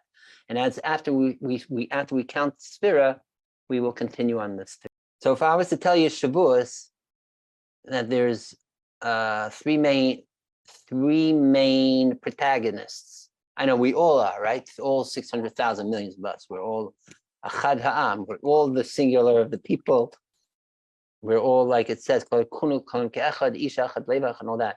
But if I was to tell you Shavuos, who is the most important person associated with Shavuos? Rus. I was going to say Okay, Ruth. Rus is good. All right, before Rus even. Oh, Rus was she. Well, all right, never mind. No, what you're saying is totally right. I'm saying, think about, okay, who very open, who received the Torah on Mount Sinai? Moshe Rabbeinu. Moshe. Okay, so we got Moshe, number one, of course. There is no That was Mount that Torah. was a Moshe trick Kibbutz Torah question. Sinai. Right, a bit. But then you're saying number two is Rus, that's close. Who is Rus's descendant? David and Parrots. Right, Parrot, and who's after Parrot? Who said His bro- David? his Somebody brother. said David. David and Melech. Right. So what is the connection of David and Shavuos? David ben Yishai. Right. What's the connection? The Gemara. It's the Gemara. The Talmud says that David passed away on Shavuot. Ah, Ah. yes. Oh, In fact, there was a whole debate what to do, because I think it was Shabbos also. And the whole issue was, how did they carry the body of David? was David the one that had years deducted from his life or something? Or was that him? The 70 from Adam, right? For David. Possibly. 70, he lived 70 years, and Adam lived 930 years, right? Uh-huh. There you're right. Yeah. So very good, very good. I forgot about that. Yeah, very true. So David But he was lived through the day of Malchut, Shiva Malchut. that's true. Because he fully fulfilled it. Right. Very good. And so Gemara says, how did they carry the body? That the Shabbos, they put a piece of bread on it, so it wasn't muktzah, and they used it as the thing. And then other places say, as we know, it says that tzaddikim, their years are complete, full cycles. So unless otherwise said, we usually tend to say that was also their birthday. So in a way, it was also his birthday. Which other person, famous person, passed away is also, his yard side is on Shavuos. Shem Tov. Very good. Baal Shem Tov. So in the year 1760, the Baal Shem Tov passed away. Which day of Shavuos, does anyone know? Second. Close. If it wasn't the Close. second, it was the First. The other one. Third day. Ring, first day. Very good. Actually, it was a debate. Not everyone agreed for a long time. Even though in the Shivchei Baal Shem Tov, the famous book of legends of the Baal Shem Tov, I'd love to read with you how he describes the passing of the Baal Shem Tov there. I think it's a fantastic read. It says it the first day, and there's some other sources say first day, but for some different reasons, people said maybe it was the second day Shavuos. There was a spiritual reason why, because halacha is if someone passed away the first day Yom Tov to be buried in the second day. So, but a Jew cannot bury; it had to be a Gentile. How could it be a Gentile buried in the Shem Tov? But it seems like the fact is what happened was not too long ago, only a couple of decades ago. I remember when this happened. They finally published the colophon. The colophon is like an addendum to a book or manuscript. So there was there's the famous Siddur, the Baal Shem Tov, that's now in the Chabad library, which he used a lot. And there's here you could see it was well worn and blood, and he had the names of the students in it. Very fascinating document, and there's facsimiles of it you can find online. So they won't show it in person. It's very holy. You have to go to even many years ago, with the very few times they allowed people to see it, they had to go to the mikveh first. It was a whole process. They're never going to take it out and show, but they did make handily available copies of it. Beautiful color facsimile. That's the Baal Shem Tov. But apparently, it was because it was so worn. They were making a newer siddur for the Baal Shem Tov. What we mean a siddur for Baal Shem Tov also means to include certain basic kavanot of the Arizal. We spoke about a couple of weeks ago, even though the Baal Shem Tov, that the Baal Shem Tov had a, I was going to say complicated relationship with Lurianic Kabbalah and Kavanot, but he, like we could say, is like we say in the beginning of the Chabad, al pi nusachari, meaning it's not mamish with all overloading the liturgy with kavanot all over the place. I'm just thinking now, Aaron, open siddur, you could start putting all kavanot terufim all on the margins of the text. It's half a jest, but why not? So the Baal Shem Tov siddur did have some the kavanot, meaning the major ones, but not in very big detail. So there was a siddur. Sorry, but you talked about all the kavanot. Yeah, the kavanot, like the different names, different letters and gematrias. The one time I actually went to the Kabbalah Center, right, on Robertson and Pico. I opened their siddur, and it's thick like a hitas. Their siddur is thick, and it's got every prayer has kavanas, and everything has the yud ke vav ke, and everything has the aleph dalet nun yud, all interspersed. It's amazing. But right. I was used to the Ari Nusach, so it was a little foreign to me. But eventually, that's it. But that was the first time I had really ever seen, what do you call it? Kavanot. Right. In a siddur like that. Right. So yes, that's a very good example. Now there's all different varieties of it. The most detailed and the most overloaded with kavanot is probably the Siddur Rashash, Reb Shalom Sharabi. And that's the one that we mentioned in the past. Rabbi Yitzchak Meir Morgenstern in Yerushalayim uses and others. And there you have to literally, let's say, Shema, every word has its own page, Be it as a way, the Baal Shem Tov Siddur had certain, there's a couple Siddurs that are associated with the Baal Shem Tov. So one was for Reb Shapsai Rashkov. And there's another Reb Shimshin, one is the son of the Toldos. Was into this. So they were finishing writing the Siddur, the new Siddur Baal Shem Tov with basic Arizal Kavanot. So there, this last siddur, and it's possible even Baal Shem Tov used it at the end of his life.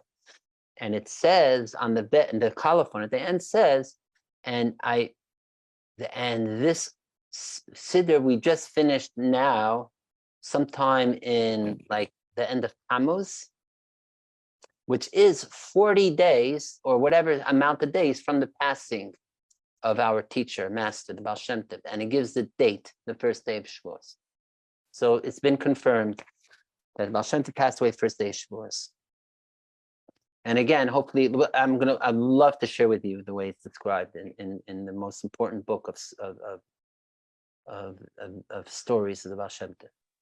Okay, I'll tell you what. There's a continuation of what we were learning last week, having to do with Nasa and Nishma, and also what does it mean? How do we overcome and work out our not to get distracted with Machshava Zara? How is that explained in Chassidus? Okay, like in addition to the techniques we have, there's the positive way to do it also. Okay, but before we get there, let's just finish over here. Let me ask you like this, iPhone. What would you like, after I finish what I'm about to say now, after that, would you rather first read the story of the Baal Shem Tov passing away, or the teachings of the Chassidus versus Misnagdim? What would you rather? Yeah, definitely the story of the Baal Shem Tov, Okay, the way let's it's do that. related, yeah. Okay. Yeah, Baal Shem Tov. Okay, good. So let me just share briefly what I just want to make the point here.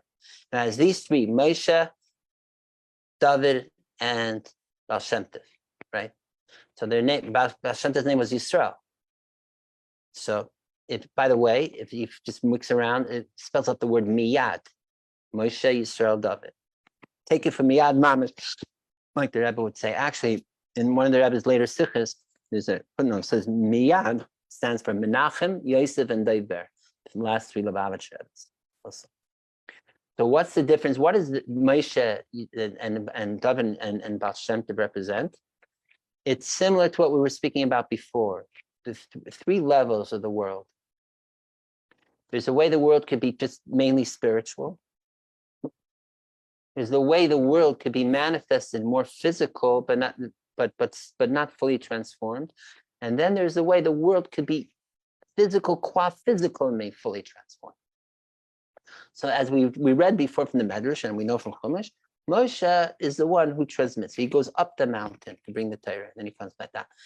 So true, he brings the Torah down, but still, it's still in a desert, which is a spiritual place. Also, once they left Mount Sinai with the Torah, it says openly in the pasuk that Mount Sinai wasn't holy anymore. It says that you could go up the mountain again. That the spirituality and the divinity even of God did not stay permanently in the physical. And Moshe, as we know, never made it to the promised land. He stayed in the day, he's mainly the desert. So Moshe represents primarily a spiritual state. Yes, the spiritual has broken. That's the difference of Moshe from the patriarchs. That now the spiritual has come down to earth in a way, but it not fully as far down as it can, and not fully permanent yet. Then comes David. David is in the Holy Land. David is the one who fights, right, and all that, and he sets up the kingdom of David, which lasts forever. And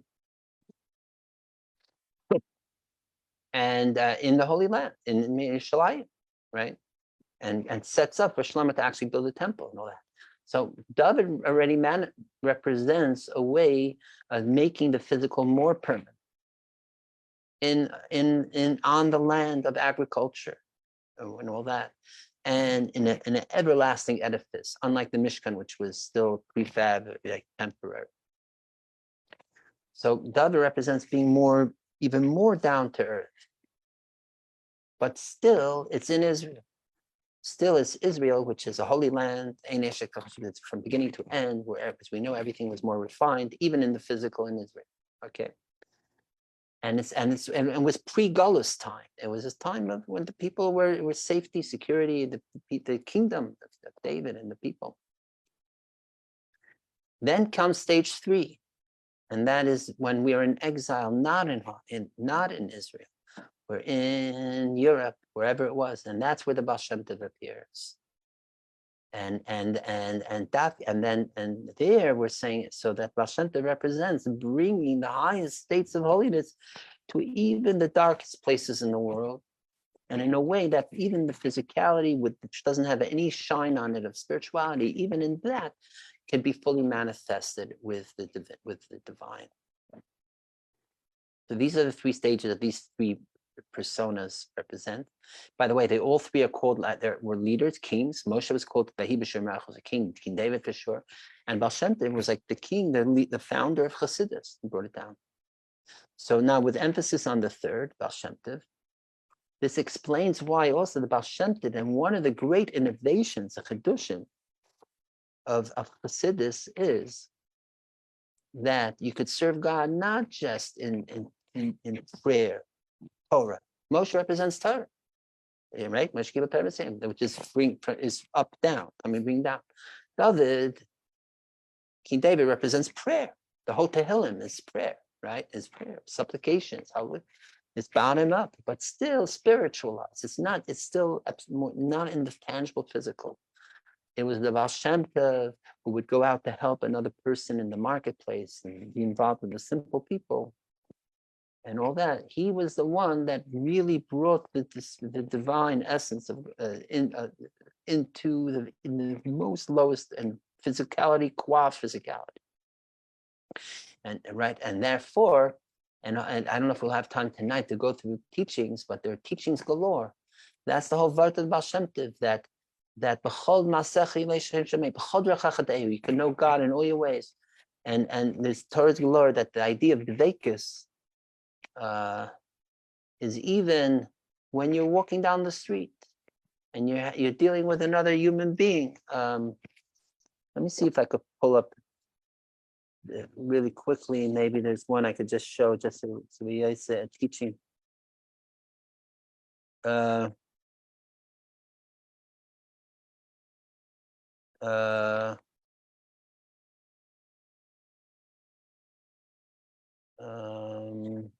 me see if I quickly have open. I'll just give you one example. Oh, okay. I think. All right. Was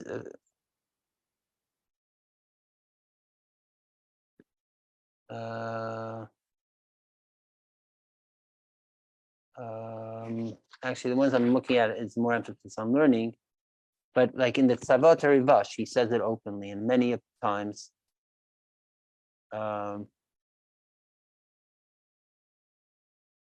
That it's through.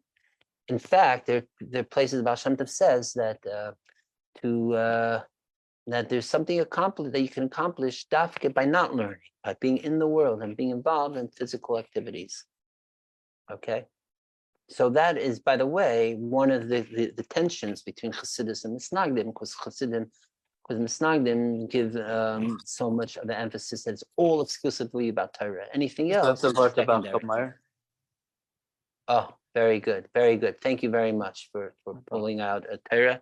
It says that if you see the burden of your enemy, meaning the body, loaded down with mundaneness, don't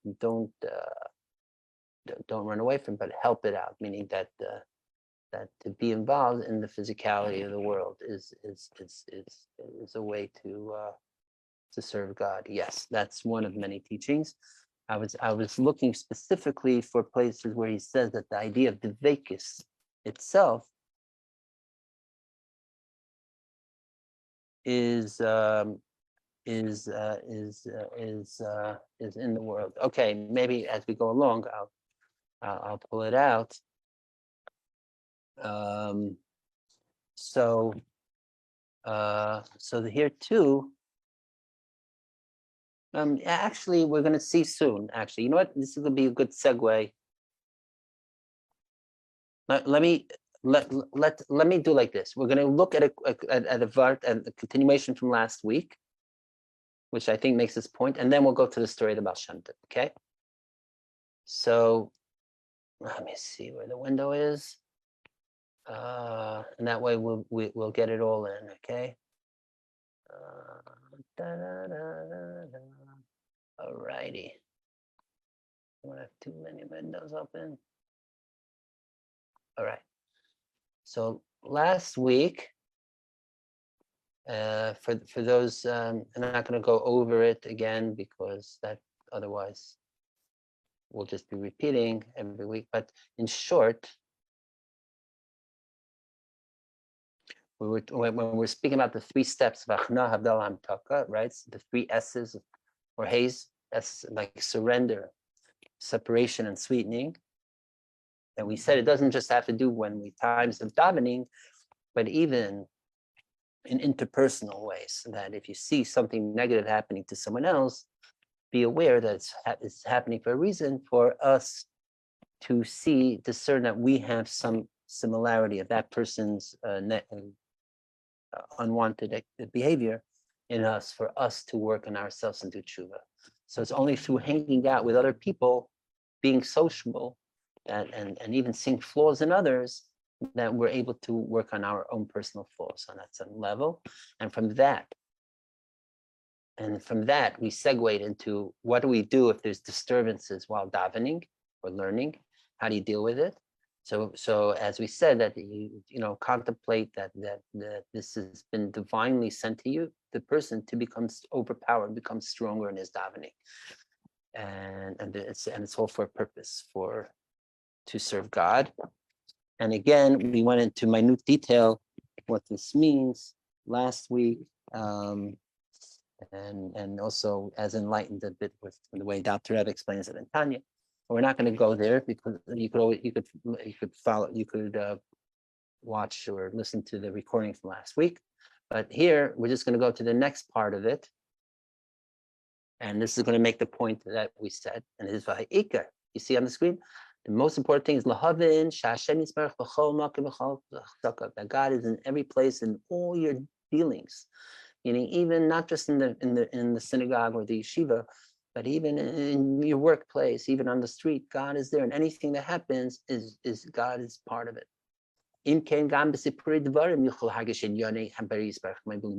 Therefore, even in stories, telling stories, you could feel and learn things about the Creator, about God, just like you're learning in davening. And this we segued last week to speak about Reb Nachman's famous Sipurei Maaseh stories, and we brought down a bit of a story of Reb Nachman last week and all that. Okay, so here too we see again, as we're saying, the emphasis, what we're saying about the Baal Shem Tov's innovation, chiddush of bringing down that the divine is not just in Torah like Moshe Rabbeinu or prayer like David HaMelech. Incidentally, the Torah is 5 books of Moses, right? And Tehillim is the 5 books of the King David, right? And the Baal Shem Tov represents all 5 levels of the soul in the world. Okay, so here we see again the Baal Shem saying that the divine is in everything, even the most mundane physical. So now we go to his interpretation of Nasa v'Nishma. The Gambir Inyan Nasa v'Nishma. That this idea of Nasa v'Nishma, that first saying I'm doing and listening, Shu b'chol adam u'b'chol zman. This is not just back in times of Mount Sinai, but it's in every person, every time.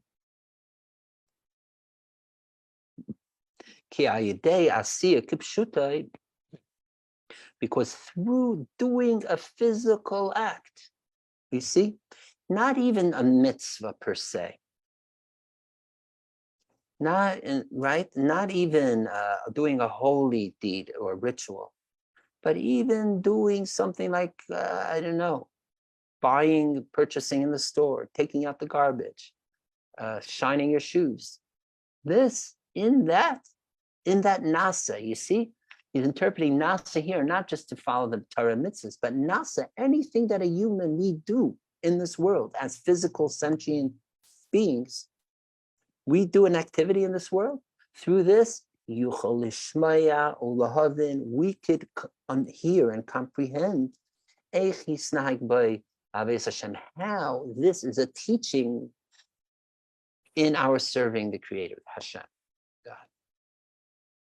Okay, that's why so much of the teaching of Chassidus of Baal Shem Tov, and I know of Chassidim all the way down to this age, was that anything that they see and hear, so in the Chabad, the previous earlier Rebbe's said, is a teaching, a lesson in serving God.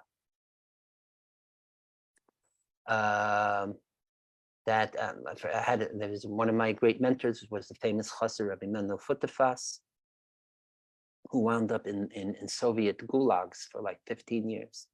And he said that before he went in, he said he decided he's going to be exposed to the most, obviously, around the most despicable people and things that have nothing to do with spirituality or holiness or anything. But he said his approach to his experience to be in those terrible conditions was that anything he hears and sees will be a lesson, a teaching, to learn from that, a teaching how to serve God. And I would hear from him, and he would say, like, there was someone who was a tightrope walker over there to pull up a rope, and like what he learned from that, or from this local thief in the camps, or the cook, or things. He was always learning for 15 years. He didn't have any Torah, didn't have any books, but he learned from physical human activities, experiences of others. And that was the way he served God. And therefore this way of serving Hashem this way, story with the cards. Maybe you'll share soon. Okay. Okay. Whether it's the prayer act that you listen and then you learn from that how to serve God. So through Torah, through the Dveikus, through this doing, then you'll be Shmi Lahavin to understand, comprehend how to serve the Creator. So too in anything, even if it doesn't have to do with Torah or prayer, anything that happens in our lives is in itself a way to connect and learn and experience connection with the Creator and serving Hashem. Okay? And then, by the way, so here, I mean, this is a sweet, literally, teaching. He goes on from here. And I'll just read it quickly because it's part of the same thing, though it doesn't have to do exactly to what we're talking about, but just for the completion of it. That he follows here, the teaching. The most important thing is to get rid of all depression and only be in a state of joy. And he said, and meaning this is the Baal Shem Tov, it seems like, not. I don't think it's related to Reb Nachman Hardenka that it began with. I think it's the Baal Shem Tov himself says that he dreamt that he was in Israel, and he was confused. He wasn't sure. Maybe it is Reb Nachman Hardenka, who's the great grandfather or grandfather of Reb Nachman, who's named after him, who was a colleague of the Baal Shem Tov. There's different Torahs, and also in the stories of the Baal Shem Tov and Shimchei Baal Shem Tov, there's different narratives with him. So it's either Reb Nachman or Hardenka or the Baal Shem Tov was dreaming that he was in Israel, and he wasn't sure if he should leave in his dream. He wasn't sure if he should leave Israel until he saw in his dream that someone told him that there's all different types of doctors that give different medicine. So there's the doctors who give bitter medicine, right? Which is fine. But the best of doctors, their medicine is sweet. For those who are into plant medicines, it fits well. There's certain types of plant medicines that can be very bitter, but sometimes even though it's supposed to be, they can be sweet, and sometimes they actually are the most powerful. So what does this mean? What is this metaphor, doctors and medicine? So we'll see soon. When you read the next chapter, I'll just tell you.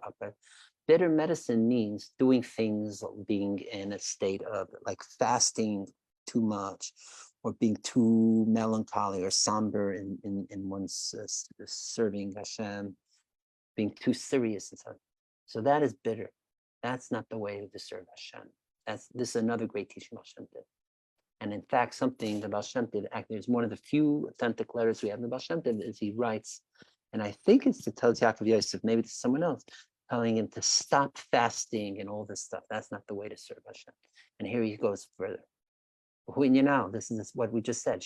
They kindness for siguf masmanas limudei favor atzmas. That's through fasting too much and putting on too strong sigufim. How would you translate sigufim? Like I would say self-torture. That's too harsh. Like Abnegation. self. And No. more than that, it's like practices where you do things to yourself, like to wear let's say deliberately wear uncomfortable shoes or Self-affliction. to take something like that, or take deliberately cold showers, freezing showers, things like that. Mortification. Or mortification, something like that. Good. And also Exactly.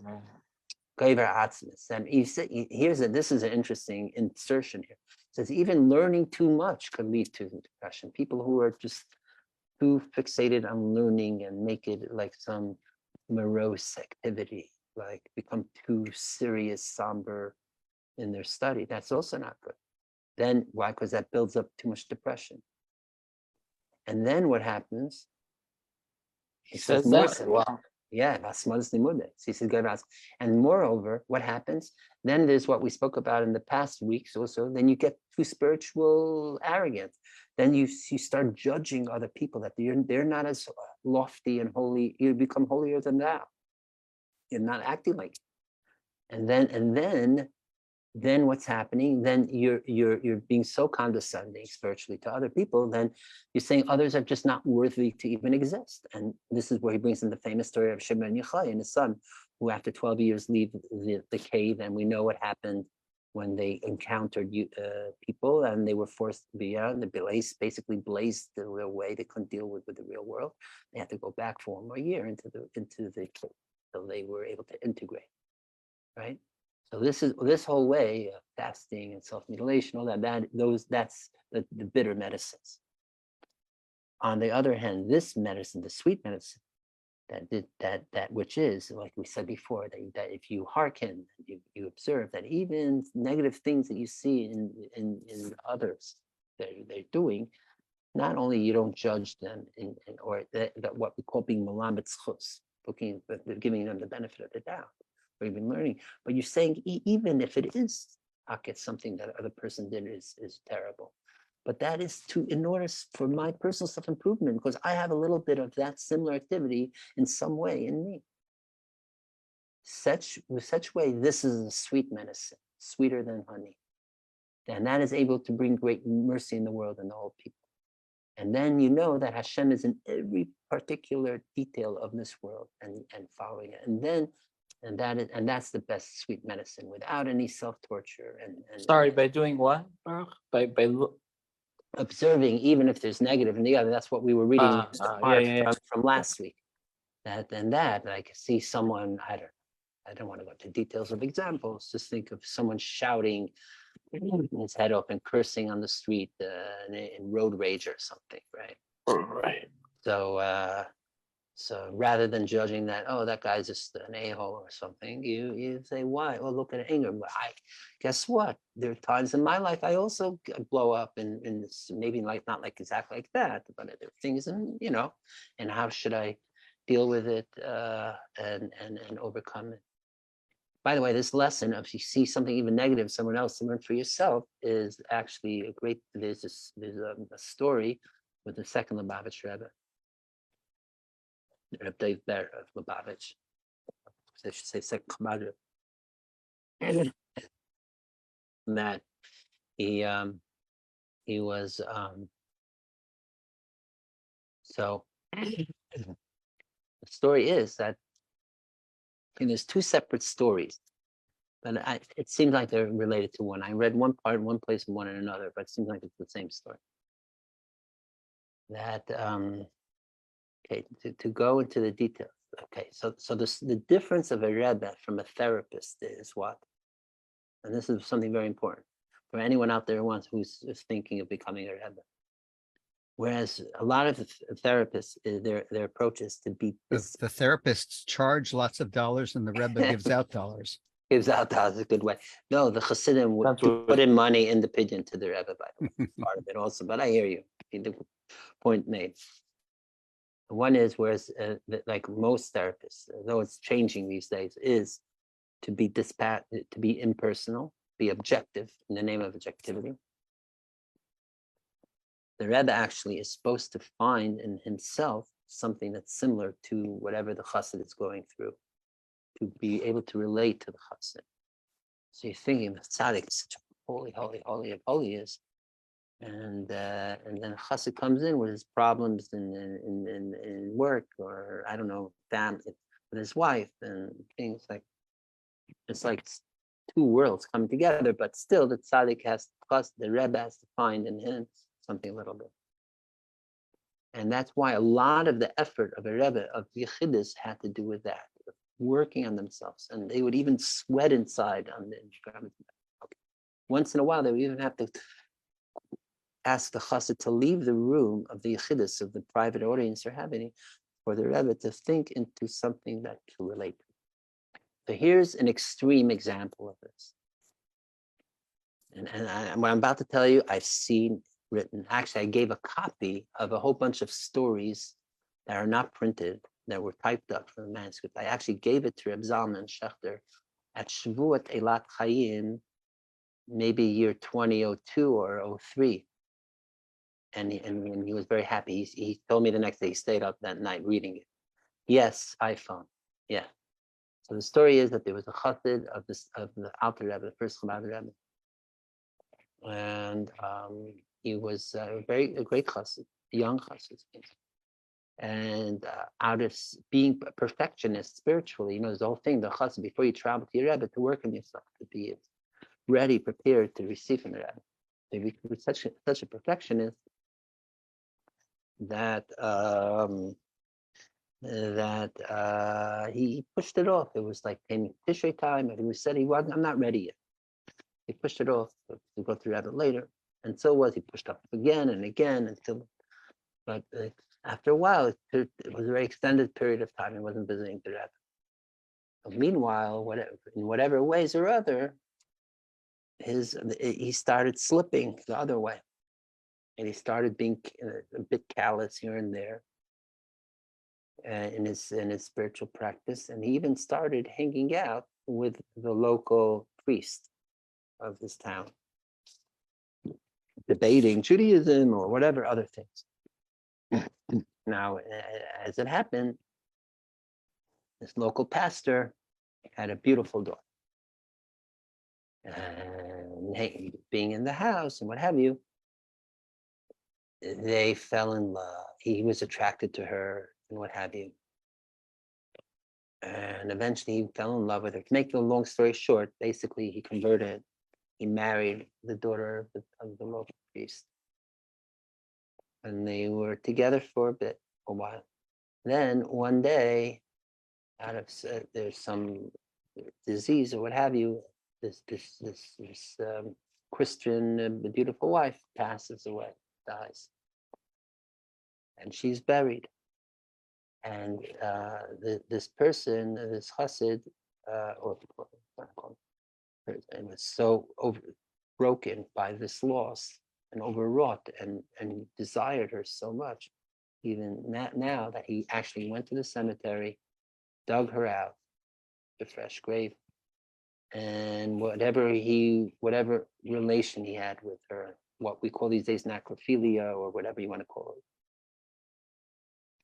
And it was and once that happened, at that time he had such regret that he collapsed there in cemetery, and he started screaming Rebbe, Rebbe.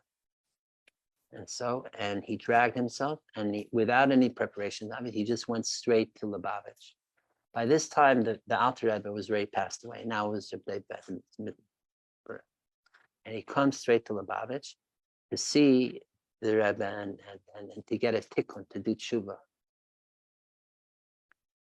So he makes it there, goes in, he has Yechidus, and he tells, and he confesses to the Rebbe what happened the last few years and what happened at the end.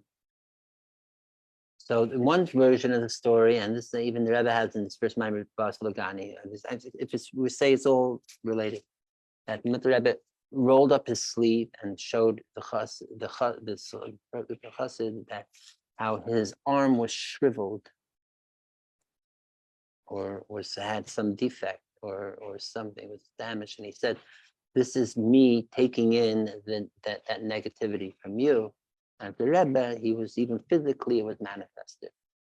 So we already see here one lesson that a real Rebbe is someone that not only is connected on a spiritual, emotional level, but even physically manifests the suffering of the flock, so to speak, or even the sins of the flock, so to speak. That's number one.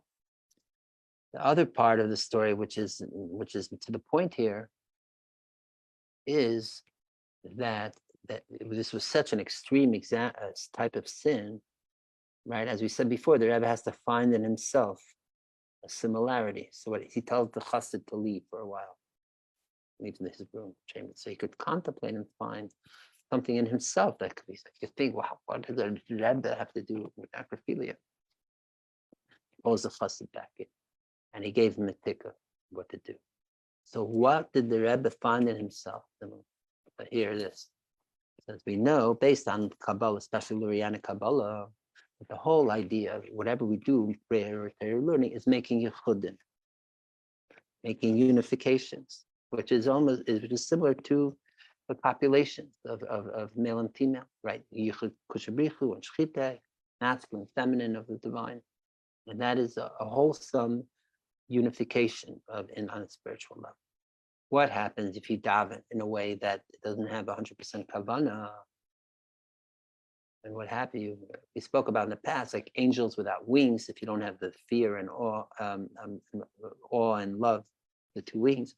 And similarly, if you're davening or you're learning or you're mitzvah, what have you, is not with 100% kavanah, so then already you're bringing in, it's not 100% alive. That means there's already some aspect of death there. And you're making a union. Stays. So on a spiritual level, if you're doing a davening or learning without kavanah, then it's almost lahavdil or not, like necrophilia. So the Rebbe was finding in himself an instant case of maybe his kavanah while he was doing some davening wasn't 100% pious best. And once he was able to find such a situation, then he was able to now relate to the chassid. Okay? So that is just one example of what does it mean, even also here when we're learning through Baal Shem Tov, how to find in the other some flaw, and how it could be a lesson for ourselves. And then of course, and then to help the other going through that issue. Okay. So now, as promised, okay, Yossi, I'll answer you briefly, and then we'll go to the story part. Okay. Just a quick question. I'm Yes. curious. This aphorism by the Baal Shem Tov, with regards to finding, that the badness. There's a antecedent in the precedent, rather, in the Gemara where it says mum shabach. Is there a difference between those two sayings? Mum shabach, mum adam, something like that. If someone has a flaw, then he projects it onto someone else. Is there a difference? You're right. There's a term called paisel b'mumay paisel. Right. Whoever sees a flaw in another it's his own flaw. Yeah, I would say that's a very good Chazal support to what we're saying here. Yeah. No, but Very I know good. that the Baal Shem Tov had his own vart. I was wondering if there's any difference in his construction of his concept. I think here, in the sense that it's not just saying what the facts are. Okay, twofold, but it's also telling us how we can refine ourselves, work on ourselves. That it's not just pointing out that we're imperfect. That don't judge others like the famous Christian thing. Whoever has not sinned may cast the first stone thing. Right. more than that. It's saying how we can fix it so that there's which leads to the second point. That's hashgacha pratis. Divinely, I'm here to witness the other doing something wrong for a purpose. In order that it bring it, that means it must be the reason I see the negative in another is not just because I have it, but in order that that which I have is revealed to me consciously, so I could fix it. I think Okay. that's the added stress with the Baal Shem Tov.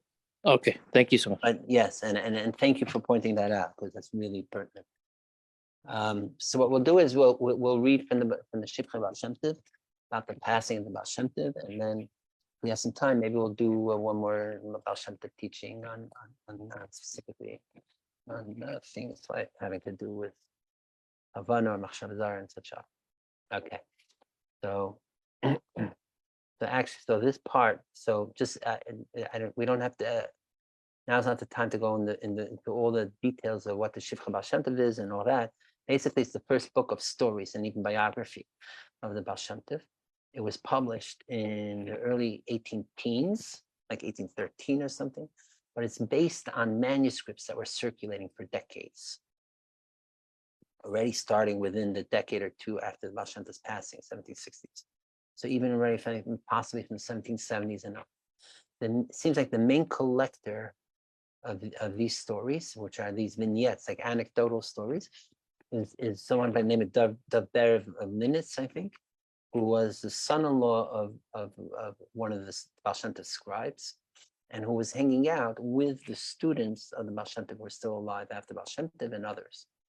So these are quite and these are, you could say, these are quite like first or second-hand accounts, or from the people who have experienced, they've gone through these stories, and it's a fascinating collection.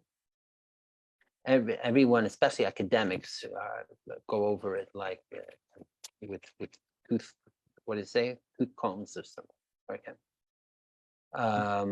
Tooth nails and combs, right? Toothbrushes and combs, yeah.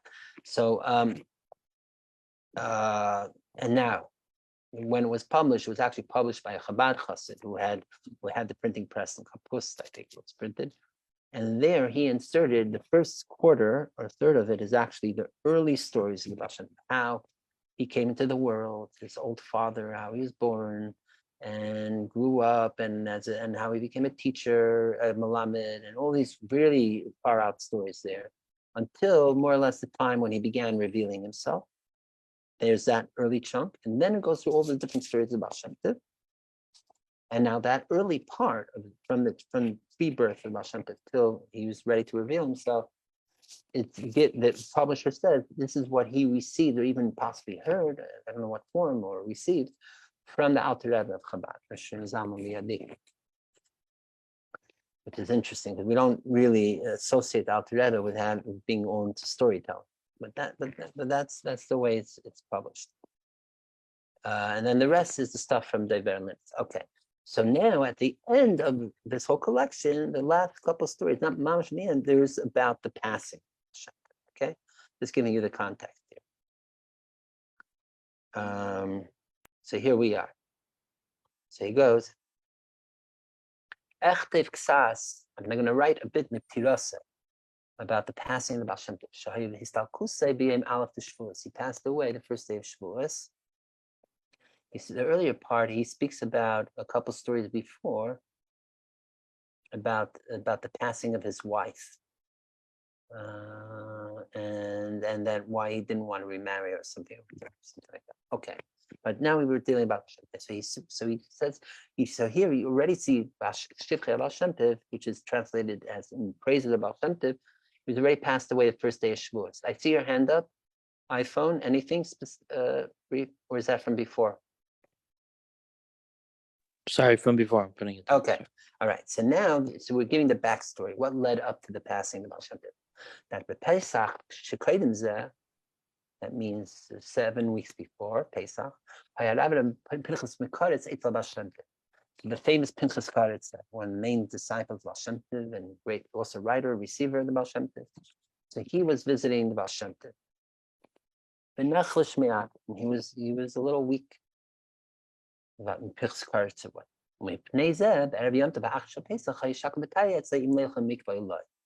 And therefore, because he wasn't feeling well, he wasn't the last day Pesach. He wasn't sure if he should go to the mikveh or not. So Pinchas said, "Okay, you're not feeling well. Let's go to the mikveh."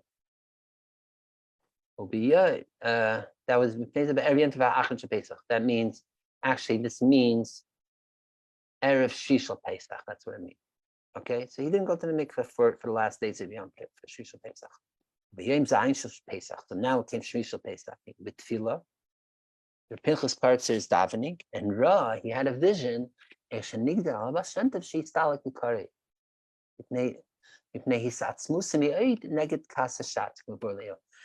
he had a vision that there was a decree from above that the Baal Shem Tov will soon pass away, because the Baal Shem Tov was fighting, was strong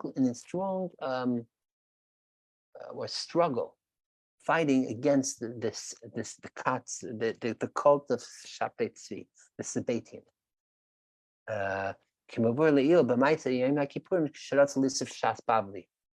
Like we spoke before, I'm not sure which story, but it is mentioned before. The story when they wanted to burn the Babylonian the Gemara. It's a famous story. Actually, when he says here Kashat Tzvi, it actually means the Frankist.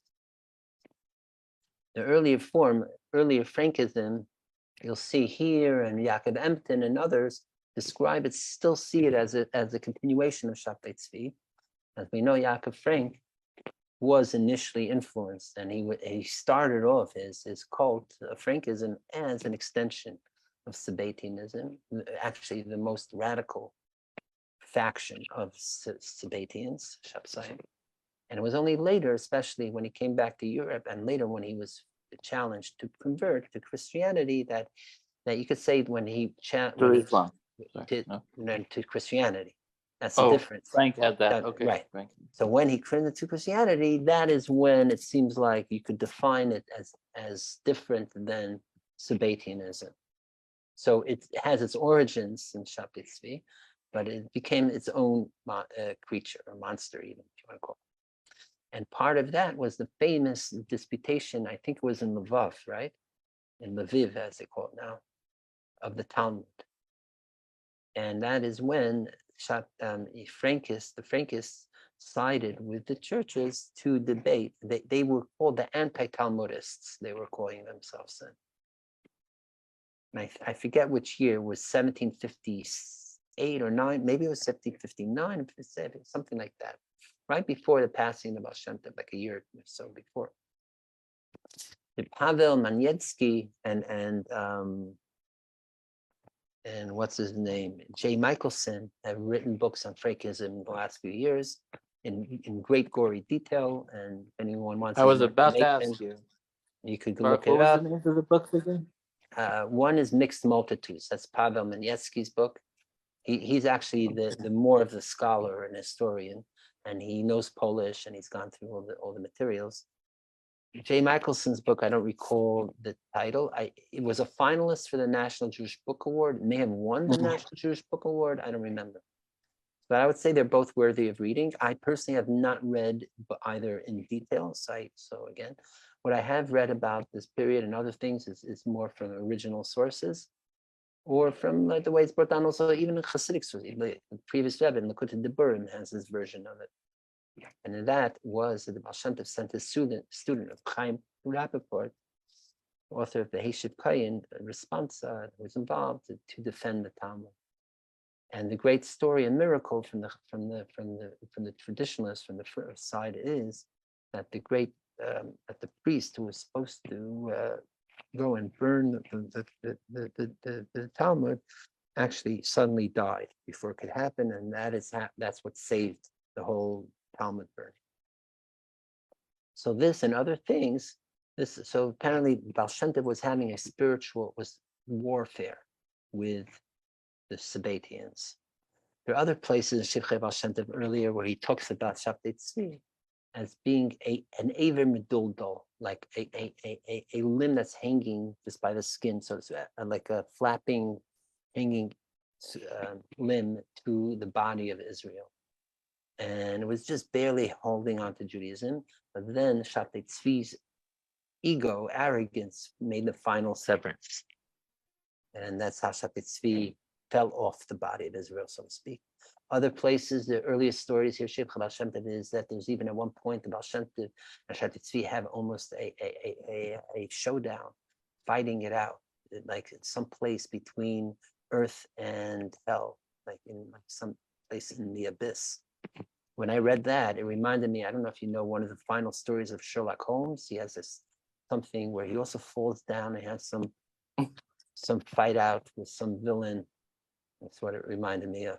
Be it as it may, that Baal Shem Tov was seen, even though he never physically, I mean, as far as we know, hasn't physically encountered any of the Sabbatians, but it was understood and seen that he was having the spiritual, real,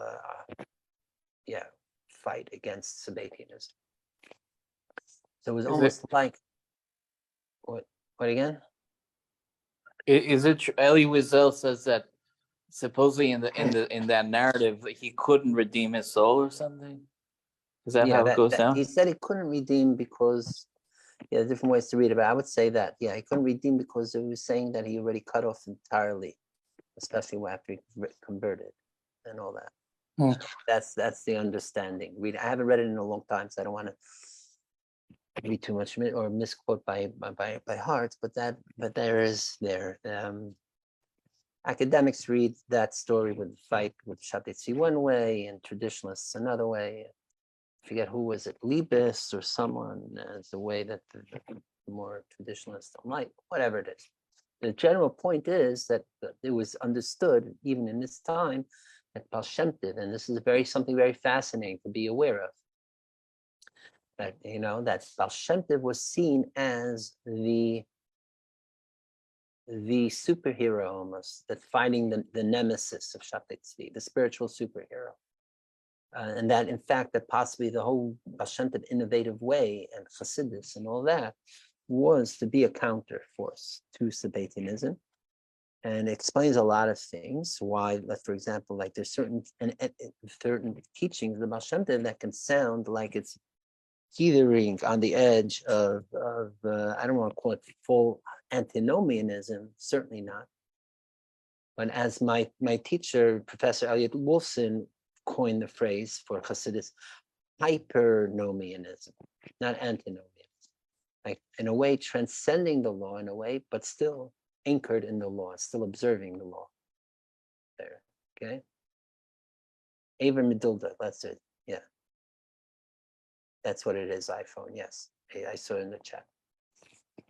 So also explains why the Misnagdim had issues with the Baal Shem Tov, because they felt, you know what I mean? It was not out of the blue. It was there was something happening with Baal Shem Tov that reminded them maybe of what they were just dealing with, the Sabbatians and the Frankists. Baruch, yes.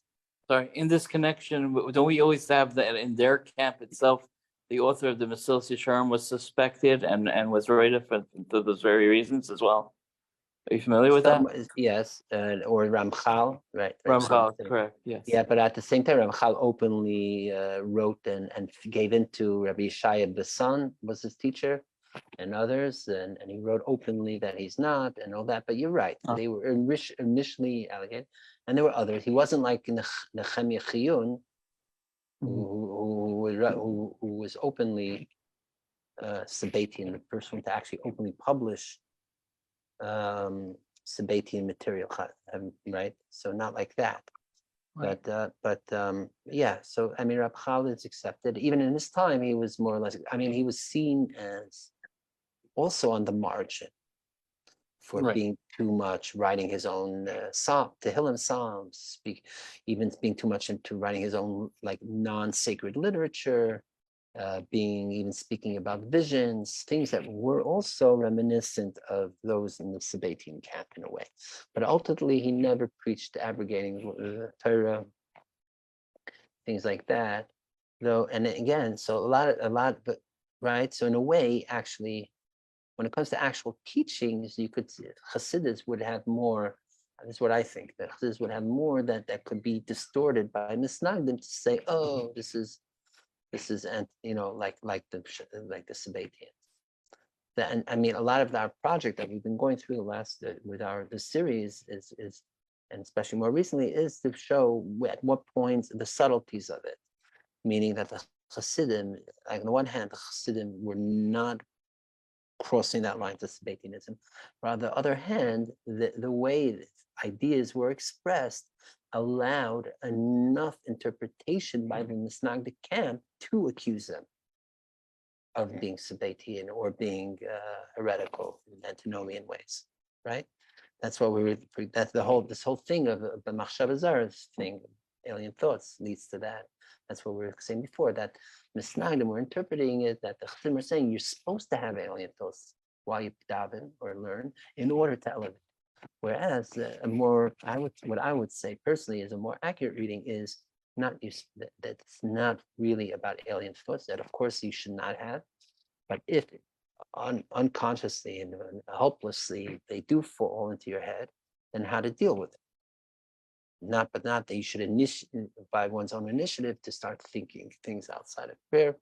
And even where it says where it could be interpreted to think things on, it doesn't really mean outside of prayer, it means in the context of the prayer itself, and so on and so forth. So here, so this too, right? And I mean, there are other elements. So, and again, we'll speak next time more in detail when we have more time to focus more primarily on this on the debate issues. Well, I just wanted to make one more point related to just the historical context of Sabbatianism and Frankism to Hasidism, because this whole series we've been learning was started off, right, saying that there are three main waves of the excommunications of Misnagdim against Chassidim, right? 1772, and now we're dealing with 1772 or 73. Now we're speaking 1781 and 82.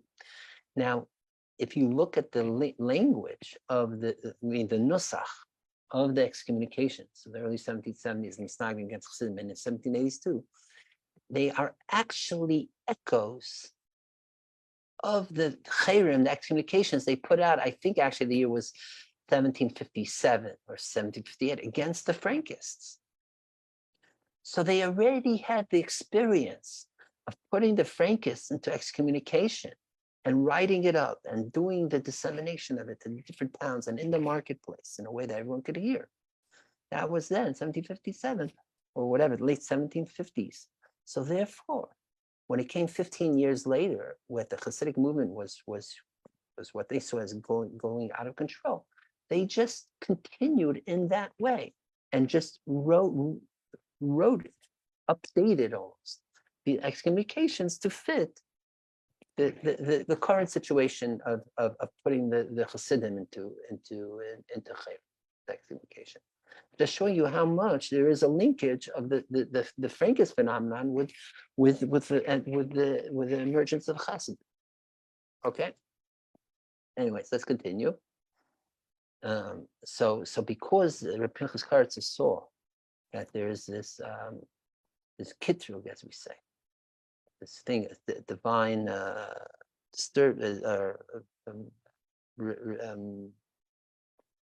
sensitivity. I don't have a better word for it now. 2 a.m, and that because of Baal Shem Tov's successful battle against the Frankists to avoid the burning of the Gemara, so now the Baal Shem Tov has to absorb that. Like someone has to take the fall for it, right? Like we say that there's a negative. So that will be the passing of the Baal Shem Tov earlier than he was supposed to. And the Pinchas Karatz felt that the Baal Shem Tov's passing is imminent because of this fight with the Rishat Tzvi called. So Pinchas Karatz, he tried to now daven with strong because he had this vision while he's davening. Incidentally, we're seeing here another. By the way, here's an example of how you could have I don't know if you want to call it a foreign thought, but he's having a vision while he's davening, and maybe he stopped davening to have the vision, whatever it is, but it's during his davening time. So he has the vision. My Rebbe is going to pass away. So now he tries to daven stronger and with more kavanah in order to combat, to break this Gezerah from above. And the Baal Shem Tov should not pass away from it. But v'loy hayeh. But it didn't help. Chatz's power as a davening couldn't stop the Gezerah from above. So he blamed himself that this is because he didn't go to the mikveh because before Yom Tov. So therefore his davening wasn't fully pure enough, and therefore he wasn't able to combat this heavenly decree of the Baal Shem Tov's passing. So ba'achat tefillah. So then, okay, finishes davening. So after davening, he didn't tell Baal Shem Tov what the vision he had. So just Baal Shem Tov on its own asks him, hey, Pinchas, did you go to the mikveh yesterday? And Pinchas answered, no. Rebbe, I didn't go yesterday to the mikveh. Baal Shem Tov, so the Baal Shem Tov said, that it's already done. There's nothing we can do about it. In other words, Baal Shem Tov had the premonition, understood, knew what Pinchas Karz's vision was and about his own imminent demise. And he says, we can't do anything about it. We can't do anything. It's like the deed was done already above. That Beis Shem Tov is saying that I'm going to pass away soon. And there's no way to reverse it. Now he continues. Baal Shem Tov had the illness of shilshul. Shilshul is like gastrointestinal. So that seems like Baal Shem Tov's issue. But incidentally, Baal Shem Tov seems like suffered with things with going to the bathroom. And in fact, there's different things, even teachings and Torahs of how to deal with if you need to go to the bathroom while you're davening, how to overcome the urge. And even different, it's very interesting, even has certain teachings about this, about, I don't know, scatological situations. I don't have a better way to define it. I see, yes, iPhone, yeah. I don't know, I think it's more diarrhea than constipation, it's probably, right? Okay. In modern Hebrew, it's called shilshul, yeah. Right. Im kolzeh. It comes from shalshelet. Right. Like undoing, right? Right. Is it acknowledged that the Baal Shem Tov was in poor health for a lot of his life? And I don't know if it was a lot of his life, but especially at the end. But the bathroom thing, yeah, it is different. I've seen different places, both in print and even in manuscript, that I've seen that are not published yet. Where he has a school, like some of his schools is how to deal with these situations. Remember, he was a medicine man, right? So he was dealing with physical things too. Right. It's interesting. Some places, I don't know where. Maybe we'll see later. Things, so certain ways, things, even physical things, that sometimes Baal Shem Tov tried to first work at it through talk. And that's another thing important to know. That's one of the earliest sources that we have the whole concept of talk therapy, which we attribute to Dr. Freud. In fact, in the Shifra Baal Shem Tov, there's more than one situation where Baal Shem Tov is like a therapist. If someone is having a schizoid experience or this vision, he goes and sits and speaks with the person, and the person's better, comes out better. Or other things, the diburim, through diburim. So you could say diburim means talk, it out with other, or certain incantations and what have you. And then sometimes it would say if the talking didn't help, then he would employ more medicinal approaches. Okay, it's very, very interesting. Okay, so after Pesach, so this seems like this was the final illness that he had. Was this related to shilshul? Even so, Baal Shem Tov still would strengthen himself. He was holding himself up enough to be able to daven at the Amud. There's also stories throughout Shifra Baal Shem Tov davening for the Amud, and how his davening for the Amud opened up people's hearts and even minds in learning and so on and so forth. We don't have time now to go through them, but I would highly recommend if anyone wants more, to get your copy of Shifra Baal Shem Tov. It's been translated in English, different versions. I think Jerome Mintz has one and others. Yeah. Okay. Now the narrative continues. Now those students, that means the elitists, the creme de la creme of his students, that were known that they're the best daveners, and that even that their davenings could have the most effect above, right? Lahidim klum, Shem Tov didn't let them know about his imminent demise. He kept this secret from them. But he didn't want any intervention. His students even should daven for him that he should not pass away. Not only that, he even told the students, hey, leave Mezhebush, go there and there. He didn't even want them around. He was like, Baal Shem Tov was saying that he's ready to leave this world. He didn't want anyone to intervene with him.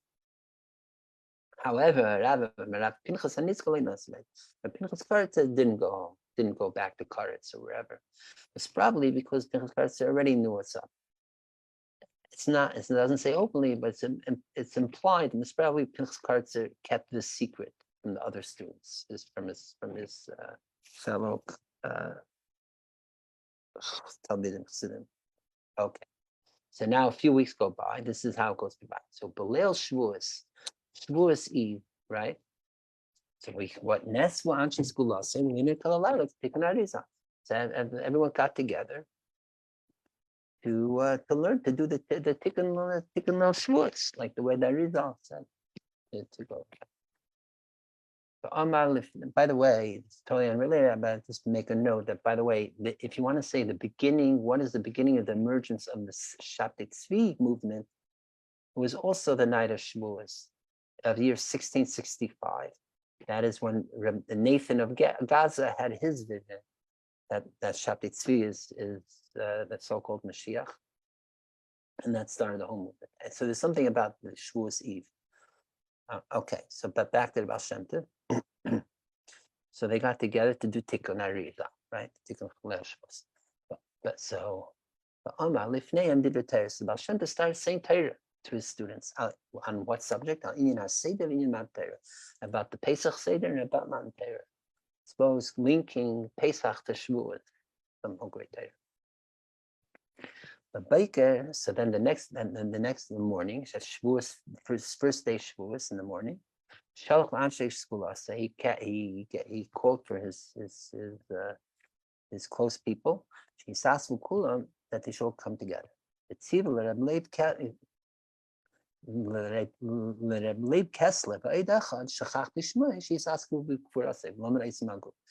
he called Reb Leib Kessler. He's mentioned in other parts of Baal Shem Tov. He was one of his students and helpers, I think. And so the writer of this saying, and it's another person, he forgot his name. The Baal Shem Tov called them, and he let them in on the news that he's going to pass away soon. And he's telling them now, while he's alive, Baal Shem Tov is instructing them how they should bury him. And he taught them on his very body. What does it mean? As he is passing on, like these are the last hours of here on earth, he's showing them on his body. What does it mean? How to tell if when limb by limb that the life force is leaving that limb of the body.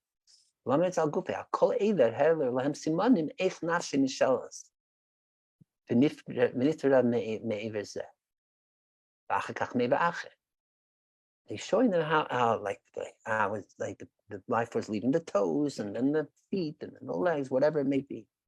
Why is he doing this to them? Because Leib Kessler and this other one were part of the Chevek Kedisha. So he's showing them practically so that they can know when they're dealing with those that are mortally ill, how they could identify and recognize when the person is about to pass away and how the person is passing on. Okay? So he's showing them on his own body. What does it mean for the life force to leave? Then the Tziva, he instructed his close people. Baal Shem Tov instructed them. Then I suppose he told these two that they should go and gather a minyan to daven with him. In his Tziva, She'itun Le'Hasidim. he asked to give him a siddur to daven. But Baal Shem Tov said, he says, I want to hang around with Hashem still a little bit more. So he davened with his siddur. I suppose it was Shachris. Well, after davening, I suppose he was davening at home because the minyan was in his house minyan. And then one of his main disciples and comrades comrades, Nachman Hardenka, the aforementioned Nachman Hardenka, the Torah we were learning earlier. So he went on his own from the Baal Shem Tov's house to daven because it was obvious Baal Shem Tov's not well and he's his life force is leaving. So he went on his own to the base medrash over there in Mezhebus to daven for the Baal Shem Tov. Baal Shem Tov, when he said Nachman Hardenka going to the Bisham, he's making noise. He's making a tumult up in heaven for nothing. It's not going to work. Because if he would be able to walk through the same type of door, that means the door above. Pesach even sounds like he's pointing to his own door of his house, but he means the door is the heavenly gate. And if Rav Nachman Ademka really was at my level to know to walk through the right gate that I usually walk through to heaven, or I go through, then his prayers will work. But obviously, Rav Nachman Ademka is not. Baal Shem Tov is saying he's not on my level to know the right gate to walk through for his prayers to have the full effect. Well, in this time, while the Baal Shem Tov is in his house in this period, the last moments of his life, nichnas etzle nishmas meisach, the soul, the spirit of someone who passed on already, entered his house. The takinoi said, because this is another thing, Baal Shem Tov would make tikkun for even departed souls.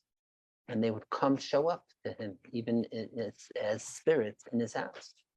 So here, like, there's a soul hanging around. What's the word? Like sometimes people would do, according to the sin so much that they're just souls without bodies lingering on earth.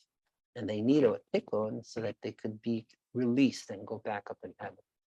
So this soul of this whatever person who passed on must have sensed the Baal Shem Tov's last moments of Baal Shem Tov on earth, and he has to chaperein and go to the Baal Shem Tov to get a tikkun, so he could finally make it up to heaven. So this dead person's spirit comes into Baal Shem Tov's house. The Baal Shem Tov makes that into garba, but Baal Shem Tov chastises the soul. Va'amar, and he tells the soul, Shmayinim shanim ata navenad. For 80 years, you've been wandering on earth, like kafekelom, like you've been wandering around earth. And you waited for the last minute? You didn't hear until now that I'm here on earth? Well, why are you waiting for the very last minute? You could have come a long time ago to me to make the tikkun for you. So therefore, say Russia, get out of here, you Russia. So the Baal Shem Tov chases the soul, the spirit, out of his house. Right? Okay, you think, okay, good riddance, but no. Baal Shem Tov, what did he do right afterwards? Take up Amal Mashar, he tells his servant right away, that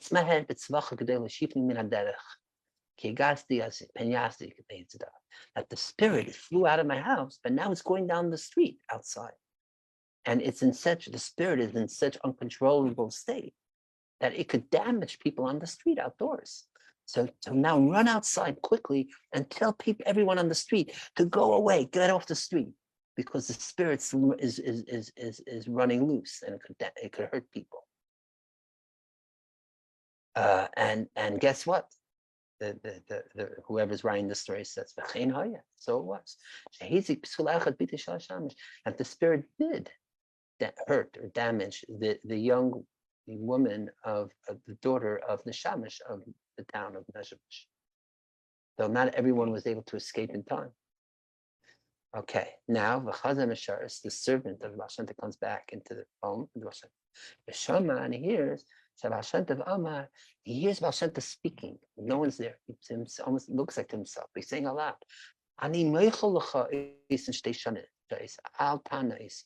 forgive you for those 2 hours. Don't hurt me. Don't torture me. He's like saying it, but there's no one around. He's just talking.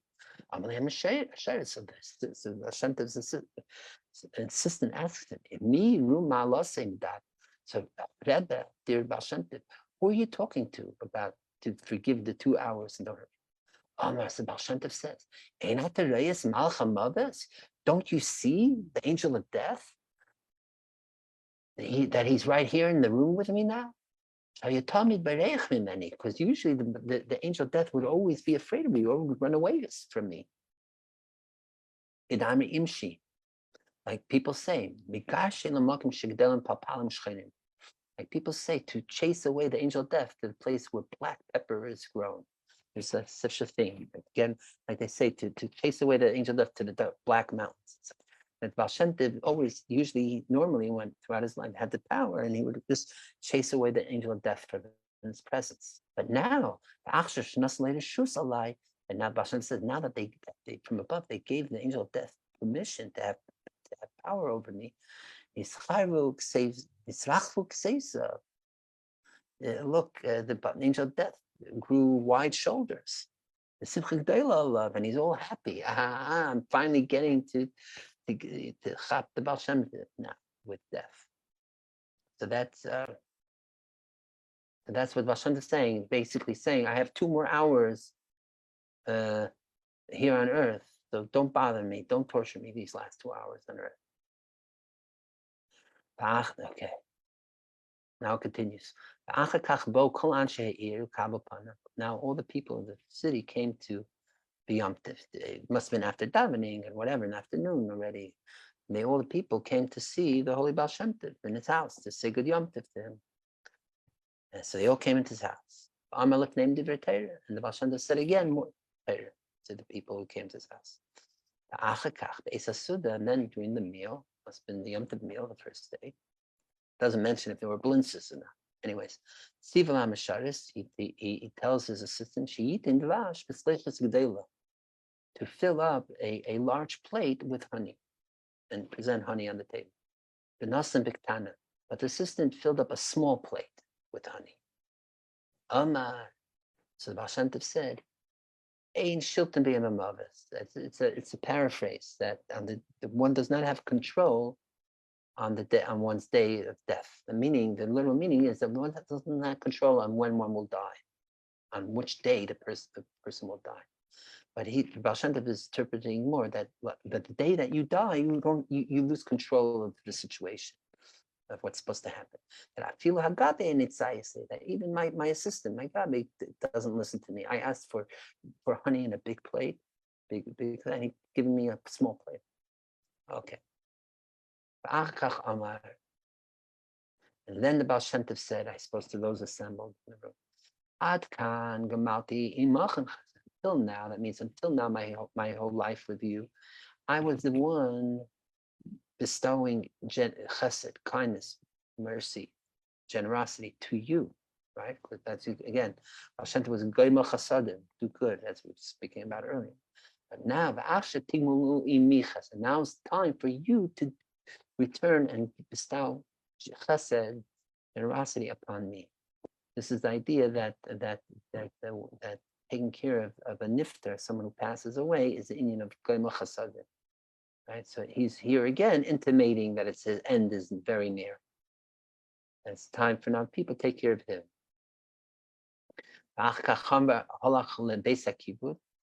And this is what I think Beis HaKibud means. Then he went to the outhouse, I suppose, something like that. Right? We say even in modern Hebrew, kibudim, like it's a euphemism for going to the bathroom. So he went out to go to the outhouse, apparently. His assistant wanted to follow him there. I suppose he noticed Baal Shem Tov is not well, and so now Baal Shem Tov asked his assistant, what's today different than days before until now, earlier days, or other days? That you want to follow me even to the outhouse. Mara used to be. What do you see in me special today? Right? He told him basically not to follow. So the assistant didn't follow. Okay, apparently when he came back, then Gam Amar Lahem. So then the Baal Shem Tov also told those assembled to them, Hasimin, the sign, the signal that of his passing will be when he passes away, the 2 clocks of the house will stop clicking. And this is a thing also you see in other stories of tzaddikim and rebbes. And the whole thing is that when they pass away, the clocks of the house or the watches stop working. So apparently, Baal Shem Tov's house, there was 2 clocks, one bigger one, one smaller one. Okay. He tells them that's the signal. When the 2 clocks stop, then you'll know I for sure passed away. I thought maybe that was it. So I suppose this is when he came back from the outhouse. It says, he washed his hands. And the bigger of his 2 clocks stopped working. So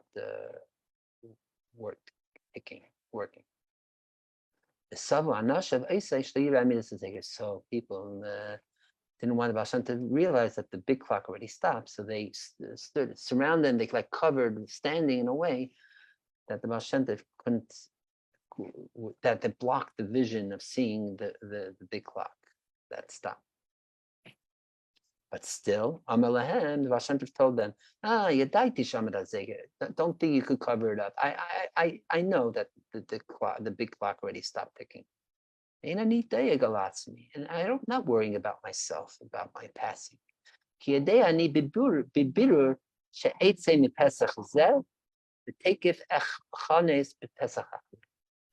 know clearly that I'm going to go out from that door and enter right away the other door.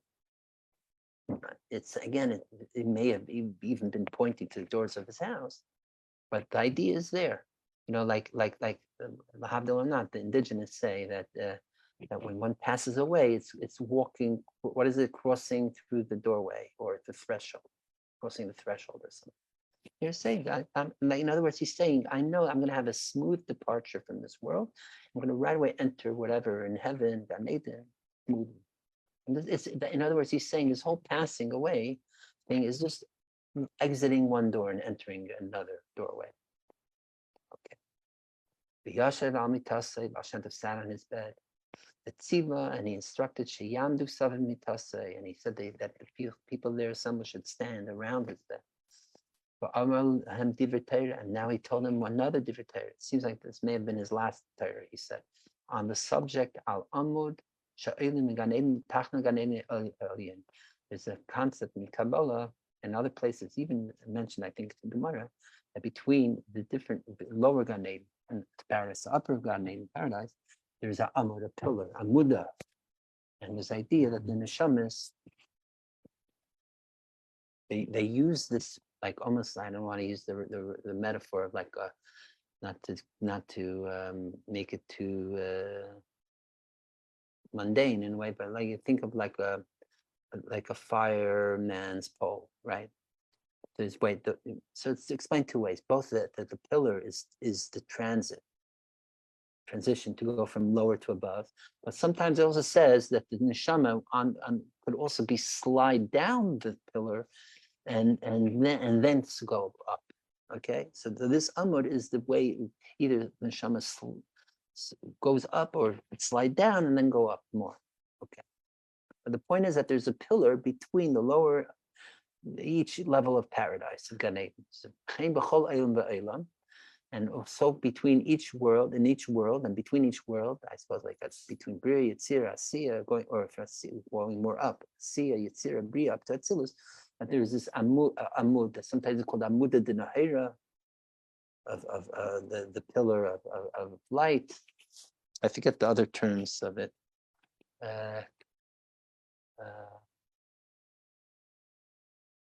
It comes to me, okay. And he explained it also, Heichu ba'ashan, how it is. Ashan doesn't just mean here smoke, but it's an acronym of Mershtavis for Olam Shana Nefesh. On the world level, on the time level, and it means space and time and soul. Like giving and explaining deeply, basically, the process of how the soul elevates not only the parts of the body, but how it ascends from world to world, up from this world up to the different levels of Gan Eden. I'll say that and he explained it in the way of that process of the Aveda, that it works, how the neshama ascends up to the highest levels of the name. So he's almost talking about his like he's giving the itinerary, almost description of his own flight of his soul that he's about to take. And he told him to say the verse that we said earlier in Sfir Sa'imer, Vihinaya, that should be pleasant and all that. The Shachav, the Yashav Kamepam, and he lay down and he sat several times. The Kivan, the Kavanas, the Mashantiv had great concentration Kavanas. Ad Shalish, and not just like in his psychic, in his mind, but he was saying the Kavanas with his lips. And he was saying it so in some form that it's maybe so loosely, so rapidly, and said in almost like a trance way, actually until they weren't able to make out and decipher exactly the letters that he was saying. We kind of like it almost became sounding like gibberish, which wasn't. He was verbalizing, enunciating different kavanas, which until a state where it was just total beyond recognition, oral recognition, or auditory recognition. Okay. Then the tziva l'chasis b'sanin, he instructed they cover him with a sheet. The hischol is dazeya. He started to tremble, shake. V'lachrit maybe shmenes and shuckle like a shmenes. And this is interesting because we do have descriptions of the Baal Shem Tov how he would shake, and it seems it was great gesticulations. Sometimes when the Baal Shem Tov was having an ecstatic experience, it says he would shake so much, almost like what's the description if I recall? Almost like chas v'shalom, like a chicken that's being slaughtered, or like his head would flap all the way from down to his heels or knees and backwards also. Like it was in full body shakes up and back and forth. So this is what he must have been doing in bed also, like really shaking, shuckling away. Possibly Parkinson's. Possibly. I don't know. I think this was because it doesn't say anywhere that he was shaking when he didn't want to. Only when he was. Only when he was davening or having a certain ecstatic experience. Actually, there's the teaching also of why would he shake so much? Why he's shaking to daven? He once said, Hashem once said, that if someone is drowning in the sea and he needs to be saved, and he's like, and he's really flapping all about. No one's going to ask, why is he flapping? Why is he shaking so much? Of course he's doing it. He's saving his own life. He says, I do that when I'm davening also, because when I'm davening, it's to save my life. It's my soul. Okay, so he was doing all this shuckling in bed, shaking up and down, or whatever, right to left, however. And then, then he settled down a bit. That means slowly, gradually, he stopped shaking. That means that shaking and all that was the moment that his soul was leaving his body fully. And then he started becoming more quiet, the body, and they noticed that the small clocks stopped working. So they still waited longer, see maybe the Baal Shem Tov will come back. But no, didn't happen. So they and then they did what is known the last signal. Someone passed away, you take a feather, put it at its nostrils. If there's no breath coming out of the nostrils, the person passed away. And that was the sign. They did it, and they saw that the Baal Shem Tov passed away. Okay, so there's one more piece here, and then another piece. This all I heard from Rabbi Yaakov, who was there, who was in Mezhba, from the town of Mezhba, who apparently was there then.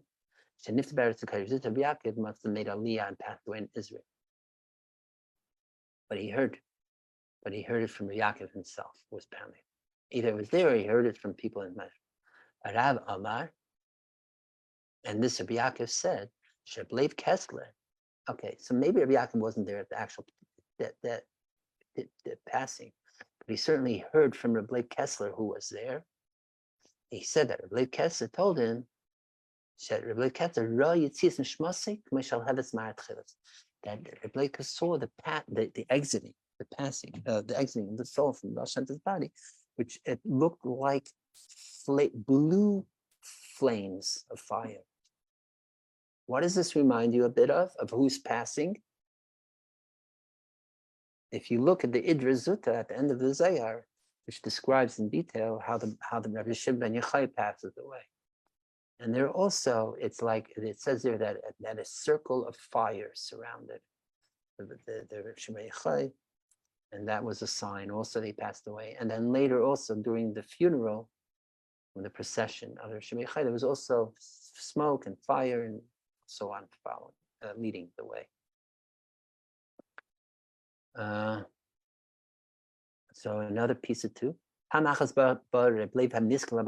once, so several weeks before he passed away, Rabbi Leib Kessler came to the Baal Shem Tov, and Baal Shem Tov let Rabbi Leib Kessler know that he's for sure going to pass away soon.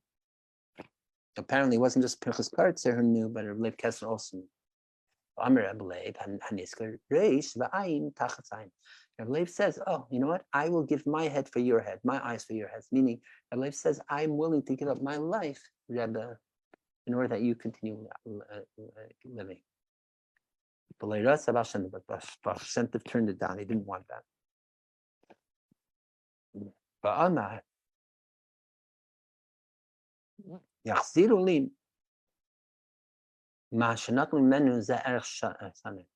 Apparently, there were some great spiritual powers that were taken from the Baal Shem Tov the last year of his life. He says, halavai, they would return me those powers that they took from me the past year. And he didn't want to live because why should he live? He doesn't have these great powers. Why Baal Shem Tov is saying, why should I continue living if I don't have these great powers that were taken from me the past year?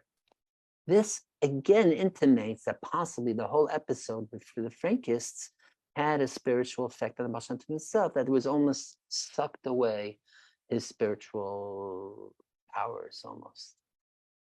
And now Baal Shem Tov realizing that says, therefore he doesn't want to live. He'd rather not live than to be on a diminished spiritual state. Okay.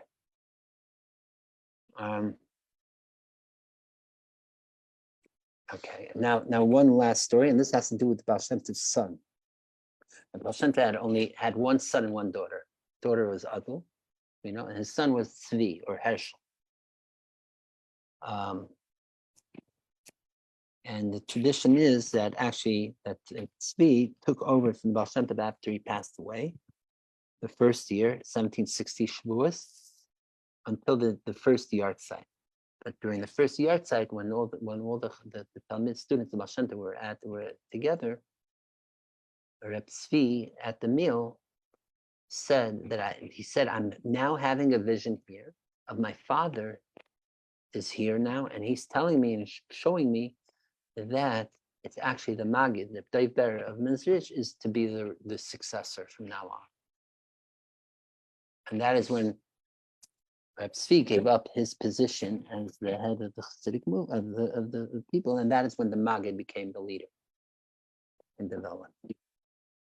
So it's showing two things, but it's showing firstly that Herschel was in a very high level, and then also that as we'll see, but eventually he did not become the leader of the Chassidic movement. So in a way, the very beginning of Hasidism was not hereditary in the way it's now. So the two main disciples, the successors of Baal Shem Tov, the Magid was not related to Baal Shem Tov. Neither was the Taldas Yaakov Yosef. It was also these were two of the top students of Baal Shem Tov. Okay. I'll just say quick. So it says before it begins about the day of his passing, it says that so the Baal Shem Tov's wife predeceased him. and people were trying to encourage him to marry another woman. Baal Shem Tov answered them surprisingly, "Do I need a woman? I abstained. I was basically celibate. I did not sleep with my wife for 14 years. And yet this Hershela, my son Hershela, was born al pi hadibur, through the word, the holy word. There's a way of like almost spiritual, divine conception, which is done through, not through actual sex, but through using the holy words of God's name or incantations and so on. So Baal Shem Tov was saying, you think my son, I was even procreated through having a wife? No, he was born al pi hadibur, right, through the holy word. So now this is what the final piece we'll read about this, the book that will be the day that Baal Shem Tov passed away. His son Tzvi was sleeping. Because his son Tzvi didn't know or didn't believe that this is the day his father is going to pass away. He was sleeping in his house, wherever. He told Baal Shem Tov,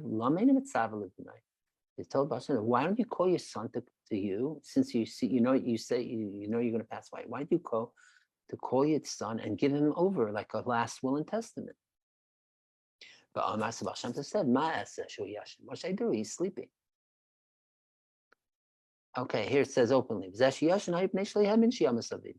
was sleeping because he didn't believe his father was going to pass away then. But still, they went out. They woke up at Tzvi, and they told him, your father, the Baal Shem Tov says he's for sure going to pass away today. So he came to the house. Once he heard that's for sure, that his father said so, he started to cry.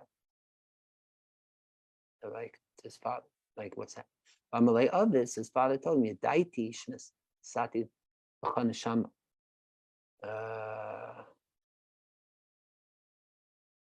I know that I gave you your special soul.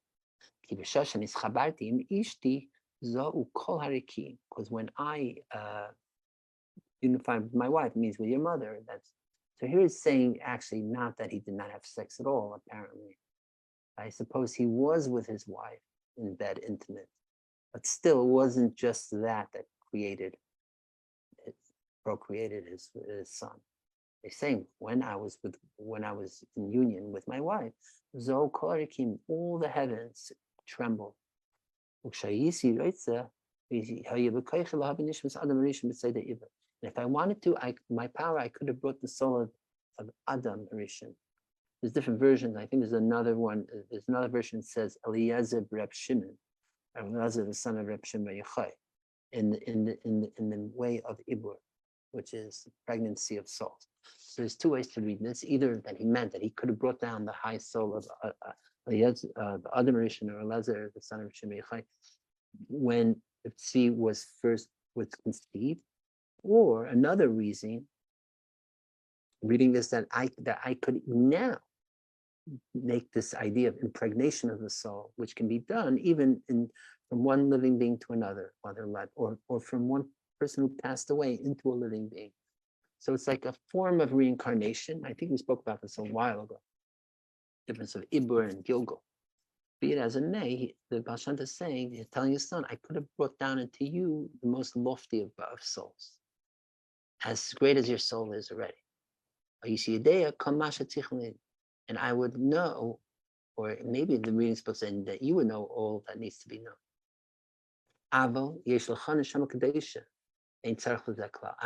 He says, but don't worry, dear son. You don't need any higher great soul, because the soul you have already is just so holy that you don't need any other soul. Okay, so there's no reason to even carry on into you now any new holy soul.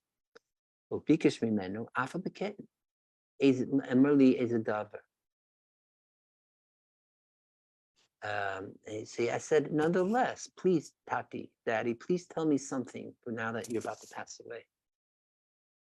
The Hitzli Lemelei. I think, I'm not sure how this reading is. I do have a print copy of it. Maybe this is a misprint. I'm not going to dig for it now. It could be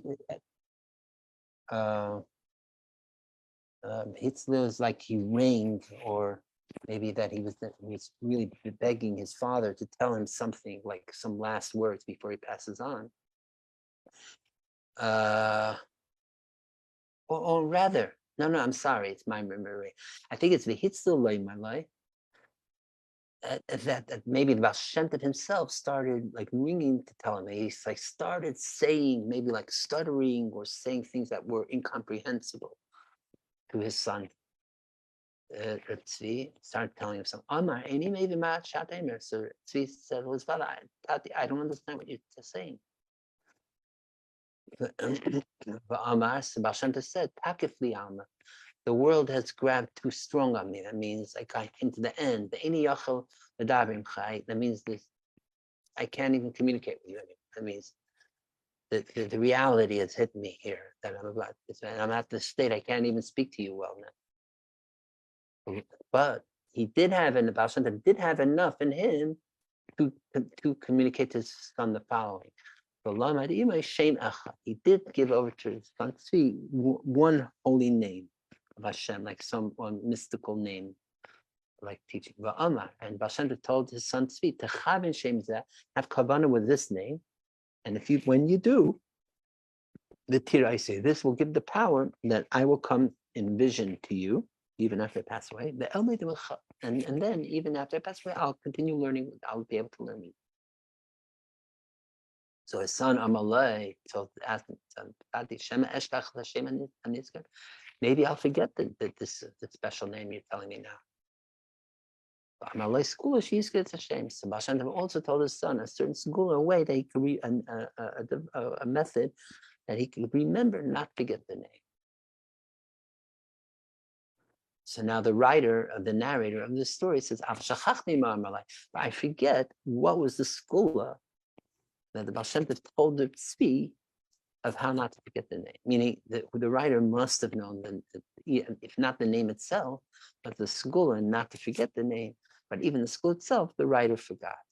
It reminds us this famous story of like, right, that the story of who was the Baal Shem Tov went to a place, a special place, a wagon, and at this, and he daven and all that, and Eli Wiesel brings it down, and how each generation forgets another part of it. They forgot the place, they forgot how he got there, they forgot the actual prayer. And what are you left to is, but we forgot it all. The final generation says, but at least we still have the story, right? So same thing here. We forgot this, we don't know the name, forgot the name, we forgot even school to the name, but at least we have the story that it was given over. So this is basically the way it's described in Shevchai Baal Shem Tov, which is again the earliest version, I want to call it most authentic version of stories of the Baal Shem Tov. Then there are other if you want to call it hagiographic or other ways, stories of Baal Shem Tov. There's the famous, there's the Michal Zlatchever was there, the famous Niggin. He's saying at his passing and death, Niggin Yisrael Sachim Rabin. So maybe we'll end off with that niggin, okay? And then we'll call it a night. And that's, of course, and there was more I was going to share, of course, but it's forever. The time to go the whole night is tomorrow night. I'm going to be with some chevra. We're making a retreat.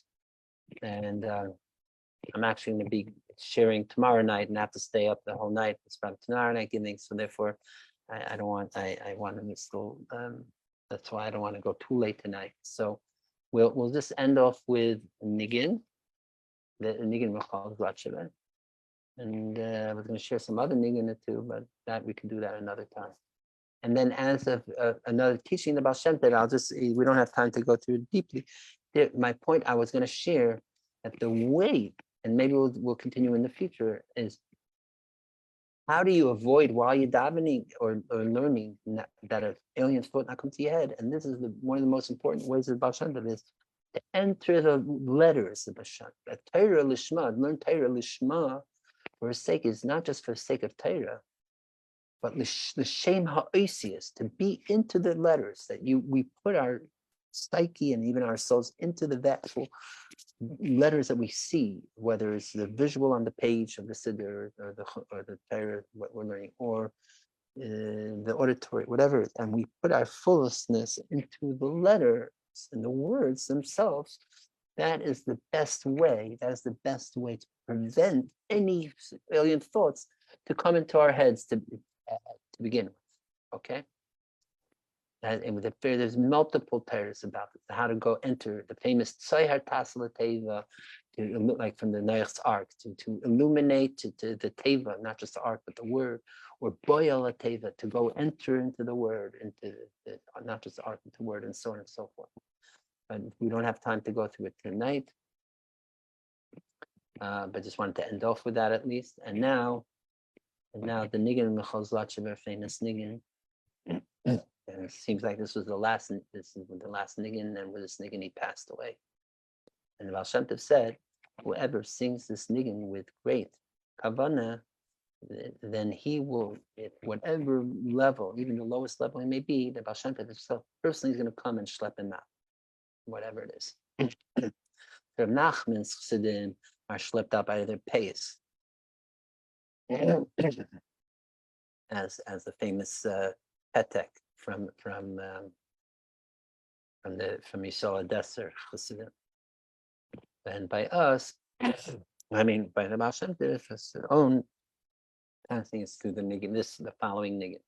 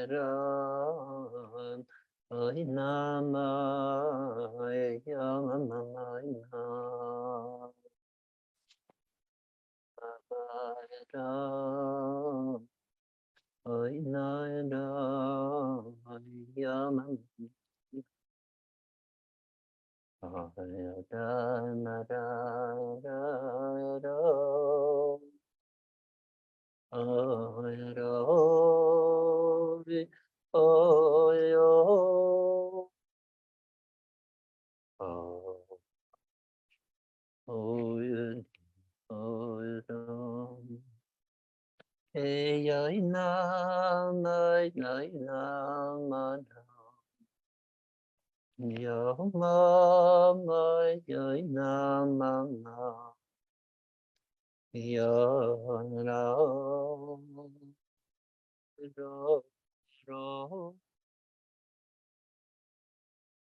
Oh, oh, yeah, oh, ro.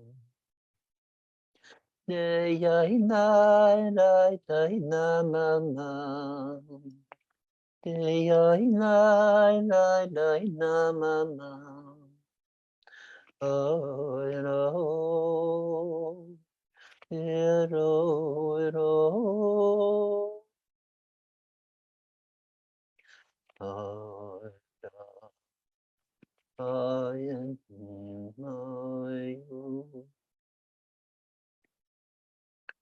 so that's it. There's another version to it, but this is the version I grew up with, and they sing it in Chabad.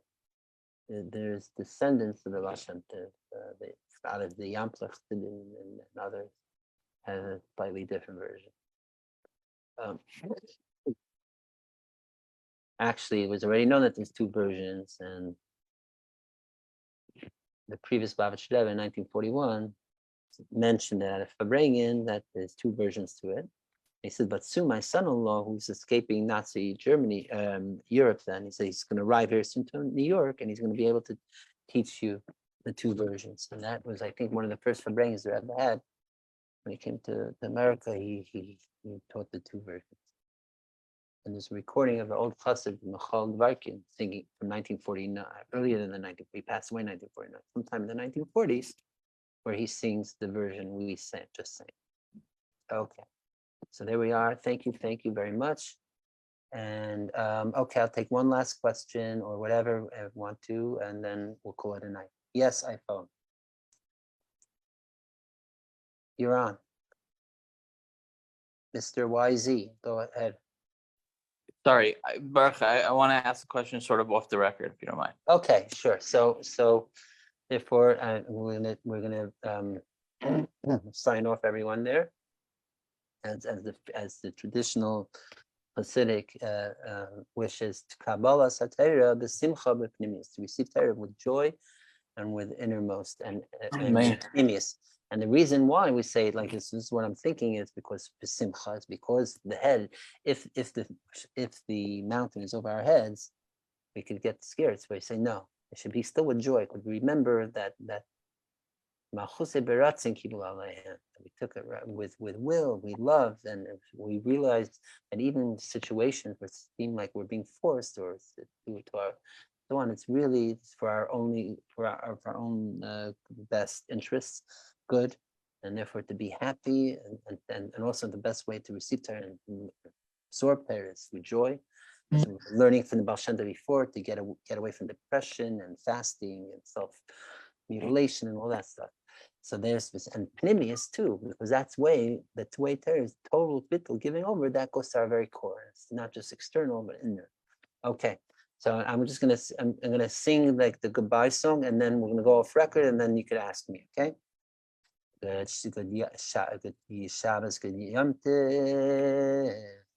Aaron, good Shabbos, good Yom Tov, good Shabbos, Yom Tov, iPhone, good Shabbos, good Yom Tov, iPhone, good Shabbos, good Yom Tov, Jonathan, good Shabbos, good Yom Tov, good Shabbos, Yom Tov, Jonathan, good Shabbos, Yom Tov, Zisha, good Shabbos, Yom Tov, Zisha, good Shabbos, Yom Tov, good Shabbos, Yom Tov, Ariel Kane, good Shabbos, Yom Tov, Kane, good Shabbos, Yom Tov, Kane, good Shabbos, Yom Tov, everyone who was on early before, good Shabbos, good Yom Tov. And I should say Mazel Tov also. Mazel Tov, everyone in the whole world. Mazel Tov. There was a custom they would have back in Europe in Shtatlach to say either before reading the Torah or after, to wish Mazel Tov, which makes sense because it's like the chuppah and the wedding. Okay, l'chaim, and don't forget to learn and also to have a real joy. And also Shavuot, the whole idea is nami lachem. They say it's supposed to be all for our physical benefit. As the Rebbe, I remember hearing the Rebbe say, late, the second night Shavuos outside at 770 Eastern Parkway when we came back from the great Halacha walk. Nami Lachem also, they said, I said it's Nami also for you. Nami Lachem is Gematria Ketz, the end of Golus, 190.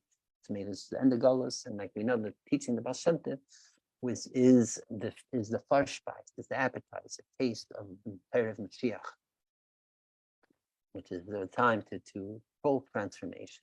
All right. So, Oh, man. all right. So we're going off. Goodbye, everyone in Facebook land. Okay,